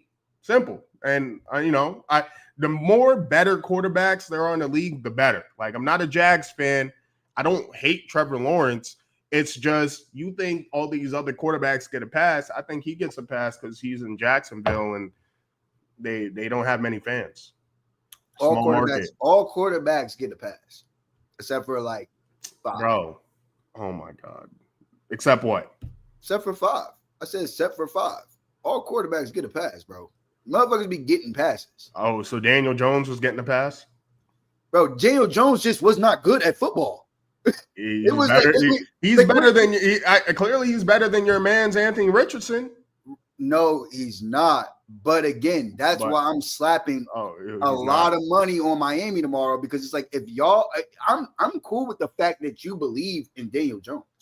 I'm not going to make it's funny, and let me bring this up. You see, hey, hold on. Like, if you believe in Buddy, cool. We not watching the same football. You know what I'm saying? Because Listen, I watched him play, and there's no way you. This is in our league. I'm playing Elias. He has Jaden Daniels and Austin Eckler. I got Daniel Jones and Jonathan Taylor. Let's go. Right. That's what I'm saying. Like you believed in him that whole time. And what whole time? You believed in him that whole time. Bro, I'm a Giants fan. I wanted to believe. All right. I'm a root for my players. Just like even though I've been hating on Russell Wilson, he's a Giant now. He's a Giant now. Daniel Jones not no Giant. Niggas garbage. You know what I mean? And I knew it. I knew the exact week when Daniel Jones, Dayball was done with him because Dayball was tired of getting a slack for his limited quarterback play. It was the week where he opened up the offense a bunch and he couldn't hit them plays. It was also when we were playing the Cowboys and Neighbors shook your boy out his pants and he fucking threw a duck. That should have been a touchdown. You know what play I'm talking about. It's the same game where CeeDee Lamb shook your boy out his pants and he scored a 70-yard bomb for a touchdown. Who was that? Deontay Banks? Hey, you know what they said with Deontay Banks? He's coming in on third downs now. He's splitting time. He's a nickel football player. Yeah, well, it's going to be Cordell Flott. He's splitting time with Cordell Flott. Deontay Banks coming in on third downs. Trust me, the fan base is kind of over him, but hey, maybe Listen, no harm, no foul. No harm, no foul over here. Listen, but what I do know is Daniel Jones was pretty good with Saquon that year. He went to the playoffs. He has Jonathan Taylor. When Darren Waller, before he got hurt, Darren Waller was leading the league for tight ends and yards up until like week 6 or so. Around like week 6, Darren Waller had – so he has Tyler Warren. He has a security blanket. He has Michael Pittman. He has a better O-line than what he had in New York. And then he has fucking Miami. You just said that they're thinking about bringing Christian Wilkins back. Do you think they could stop Jonathan Taylor? And you don't think Shane Steichen is looking at it like, look, Anthony Richardson, he has more upside, but he's not as accurate, I guess. No, you're punting on the season when you start Daniel Jones as your quarterback. And we'll never, we don't have to get into this one, but respectfully, when you decide that this is what where you're going with the situation, you punted the season. And it's cool with that. They got to be cool with that. I don't have to be cool with that. I ain't put my season. We still got some shit we need to take care of. They punted their season when they decided that this guy is going to be our quarterback. They're okay with the ceiling. That's what I'm saying. People are okay with trash-ass QBs as long as they look the part. He's a tall white, so he gets a shot. And yes, I believe he can throw the ball to Tyler Warren. And yes, I believe that Jonathan Taylor is going to get busy. But we're not going to act like any of that shit got an ounce to do with Daniel Jones, bro. So you don't think he rightfully won the job? I think that they were so fed up with Anthony Richardson that if you had a working shoulder and you could understand the offense and call the plays at the line of scrimmage, you were going to get a shot. Let me. I think Mike White could have took that. Mike could have did that shit, bro. This is the perfect question. Do you think if the Colts drafted Tyler Shuck, he would be starting? Absolutely, absolutely. Without a doubt, they were probably upset. They were probably pissed. God damn it, we didn't get fucking Tyler Shaw. God damn it. Shout out to Tyler Shaw. He turns 26 this month. 26. My man has a family. Hey, but we're not talking about the Saints right now. Honestly, they're probably never going to make this segment. But yeah, this is one of the games of the week. This was one of those sleeper games that I'm going to be excited to watch. I'm going to have the red zone up, but I'm also going to have the Giants Redskins game up. If it wasn't for that, I'd probably have this game up. I'm just as interested, not as interested, but I'm very interested in how this game plays out. Betting wise, who do you think wins though? I'm big on at that plus money. I'm big on Carolina. Same. One of the reasons why I'm infatuated with this game is because of Ted. Like I think we're baking. Yeah, I mean, you got Tet on one side, and then you have Brian Thomas, who I think he could emerge as a solidified top 10 receiver, and then Travis Hunter. Yeah, he's probably going to be getting a lot of. Bro, I'm telling you, Travis Hunter is going to be. He's going to be on offense a lot. Game breakers, like 2 rookie wide. This is the wide receiver 1 and the wide receiver 2. Yep, Travis Hunter. They packaged a lot to get Travis Hunter. And all they did was move up from 5 to was it 2? Yeah, 5 to 2. Yeah. They don't even have his props up. They don't even have Travis props up. That's how I hate when Vegas is this scary. Put something up. Stop being pussy. They can't, bro. Vegas, put the Travis Hunter shit up. Because they don't have that. They put up 35 yards. If they put up 35 yards for Travis Hunter, I'm betting a bet. Well, what if they put up what could you put up? What if they put up 50.5? You better put up 60. You better put up whatever. You better put up what you putting up for 10 because 60 for him and then 73 for Brian Thomas. I mean, that's crazy. But that's what I'm saying, bro. That's what I'm saying. Like you, shouldn't you be betting the Jags to win? You just basically stated why Vegas is scary because they're like, bro, we don't know. We really don't know what to put. We got to put up some shit for Brian Thomas, and then it's like, bro, but this is also Travis is about to, like, Travis might bake out the slot. All right, so it's like we can't go 35. Let me plant this flag right here. Let's say Travis Hunter, he goes under 50, and Brian Thomas doesn't go over on that 73.5, which I'm betting, by the way. I like that over because I think he's going to hit that. Can you see what I'm saying about your boy Trevor Lawrence? Because this is a Panthers defense. I mean, yeah, they got J.C. Horn, and I love J.C. Horn. I wish they would trade him to us. If it gets to be that bad, then yes, it's on him. But you understand, this new O-line, new offensive coordinator, scheming up run plays, scheming up passing plays. We got dogs on the outside, bro. The best kept secret for real on this whole motherfucking shit is my man De'Ami Brown for real. Oh, that's your man now? Yeah, he's my man now. Not when he was on the Redskins. I'm surprised they didn't retain him. Too much money.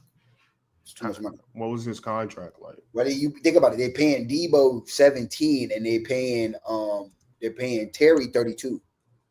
Well, I don't even know if that was the smart way to go. But that's what I'm saying. It's like it's not necessarily like it's just like they decided they brought on Debo, and when they brought on Debo, it was kind of like, all right, we got to let De'Ami go.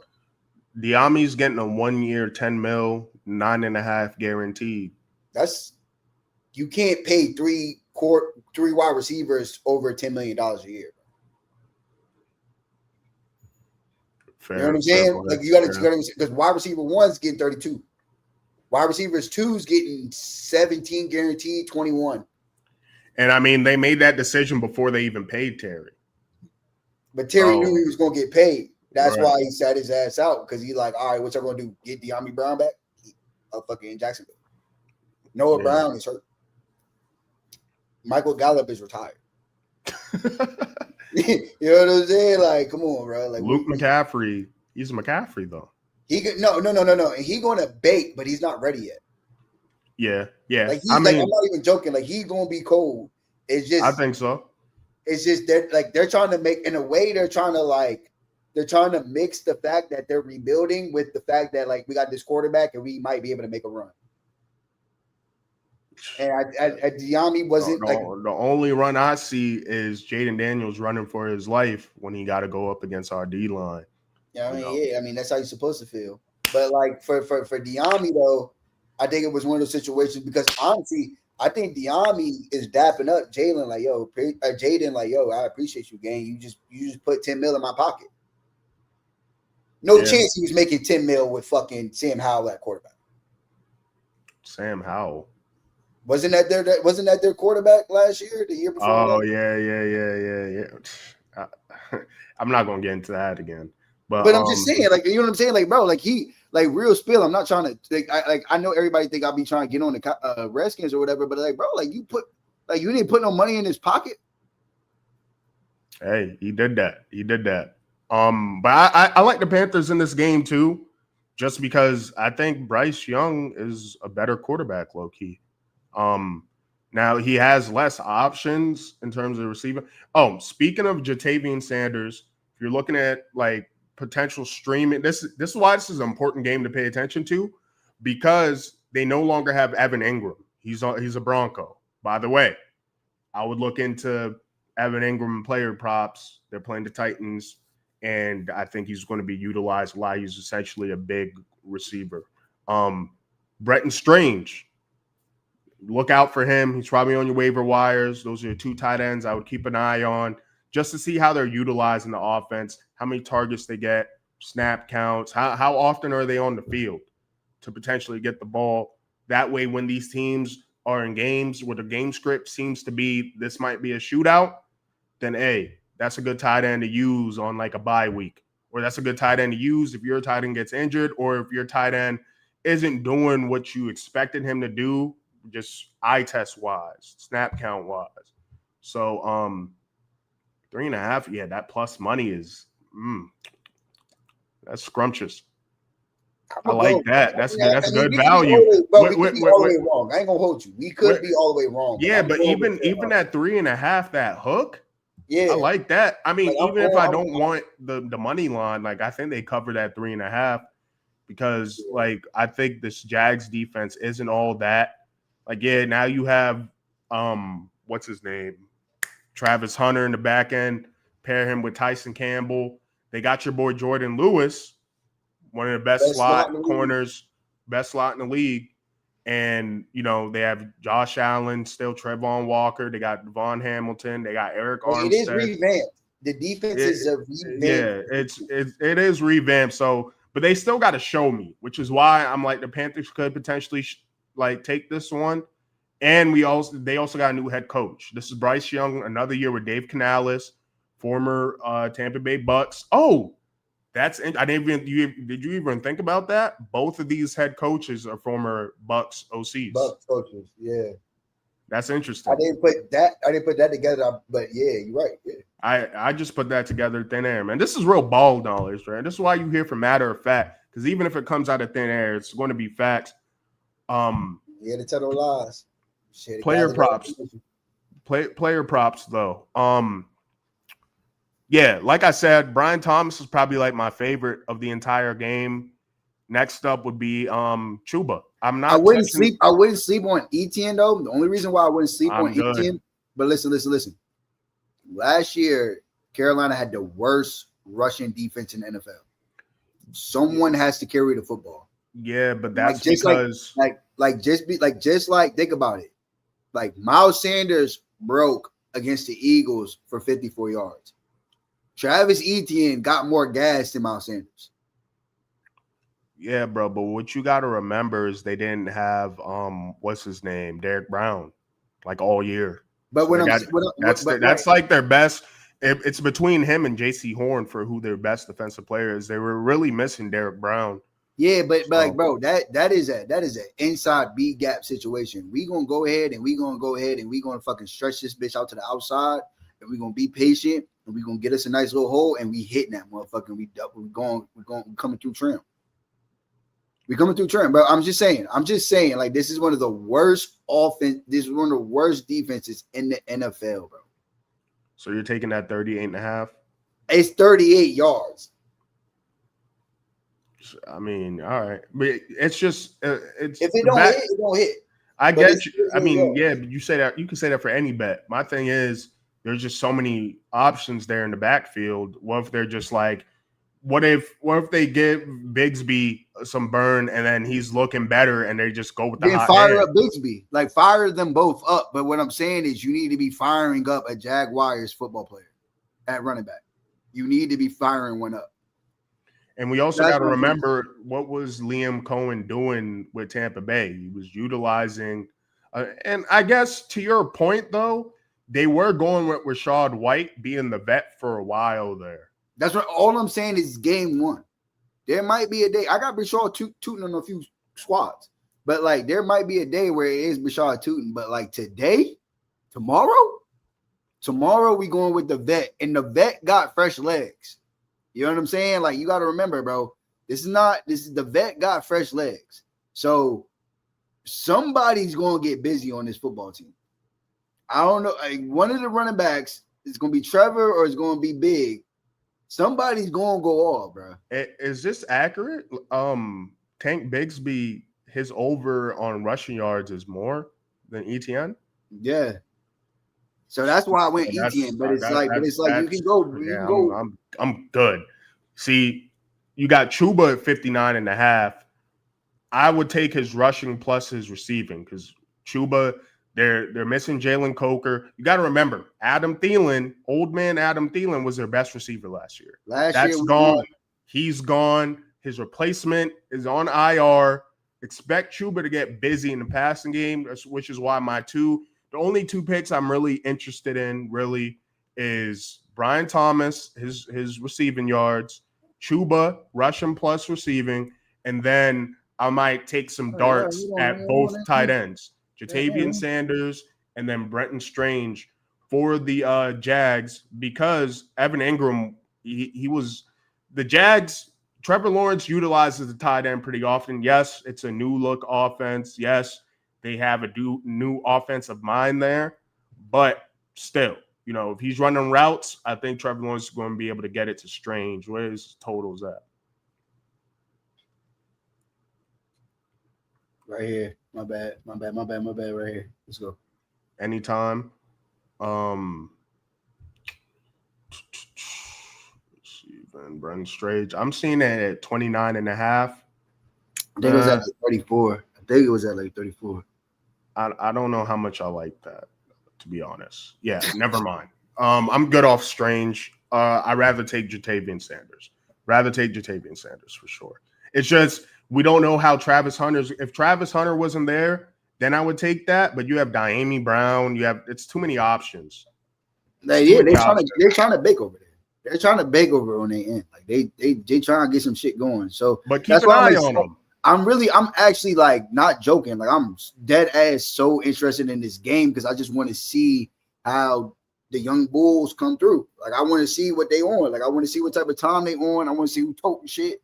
Like who's catching the rock. Like are we making plays? O-line blocking. I'm geeked up for this game. Yeah, and like you said though, Panthers defense super weak. Jags defense, pretty average. It's revamped, but I also like the over in this game. So I think it's going to be relatively high scoring. I think it's going to be an exciting game. I think there's going to be a lot of highlights coming out of this game because these defenses don't know what to expect. It's too many key pieces that are new. Like you said, Tech, Travis Hunter, Diami Brown. You know what I mean? There's no Adam Thielen. So who's going to step up to be that second option? Because we're expecting the rookie to be the first option for the Panthers. So how is that going to shake up? Chuba, who I believe in, once again, I think he's going to get real active in the passing game. Rushing yards, a little less than 60. We had the receiving in there. Shit, he could get the rushing plus receiving just on the ground. And then you're sitting pretty. Yeah, let me go to Chuba's real quick before we rock out. Yeah, because I think this main event, if you're a UFC fan, man, the fight's not at 9 p.m. The main card started an hour ago. So I got to see if Fighting Nerd is fighting right now. Yeah, man. I mean, I'm rocking with Chuba too, bro. It's going to be a good game. Like I said, bro, I'm ready. I'm ready. Go. I'm ready. Scroll up. Where you want me to go? Yeah, I just want to see all of it. 59.5, and then 9.5 receiving. Yeah, add that 10 points to the total, 75.5 plus. Yeah, he could get like 70 yards on the ground and then 20 in the air. I could easily see that. So yeah, give me Chuba. I think he's going to be very important for this offense to really get going. And then we'll see who steps up. Is it Leggett? Is it Renfro? Is it my boy Sanders? I'm telling you, look out for both of these tight ends. But yeah, that's it for that. Matter of fact, like I said, we'll be here tomorrow before the games. Start sit questions, last minute bets, last minute injury reports too. Keep an eye on that injury report for your bets. Keep an eye on the weather if they're not in the dome for those bets, and that's going to affect the game flow. It's also going to affect the fantasy output that you're expecting. But yeah, man. Anything else? Nah, bro. Like and subscribe. Just want to say shout out to everybody that's been rocking with us. We got like 136 people watching live. We've been doing this shit for 3 hours. So I just want to say thank y'all. Appreciate y'all. And we gonna put money in people's pockets this year, bro. I swear to God on that one right there. That's a fact. Yeah, and we'll show them tickets and shit. Saturday, Sunday, we'll be back Monday to review some of these games and some of these bets. Show them tickets because Austin was on a heater early last year. So don't sleep. Weeks 1 through 5 is when I really be trying to get busy. So I'm gonna try to and send me some tickets, man. I want to see what you got going on. All right. Facts. Appreciate y'all, man. Like and subscribe. Let's get this money. Man, let's get it, man. All facts, big facts. Throw up the rock. Say not. Rock Nation got me blocked. Don't got me blocked. Shout out Dez.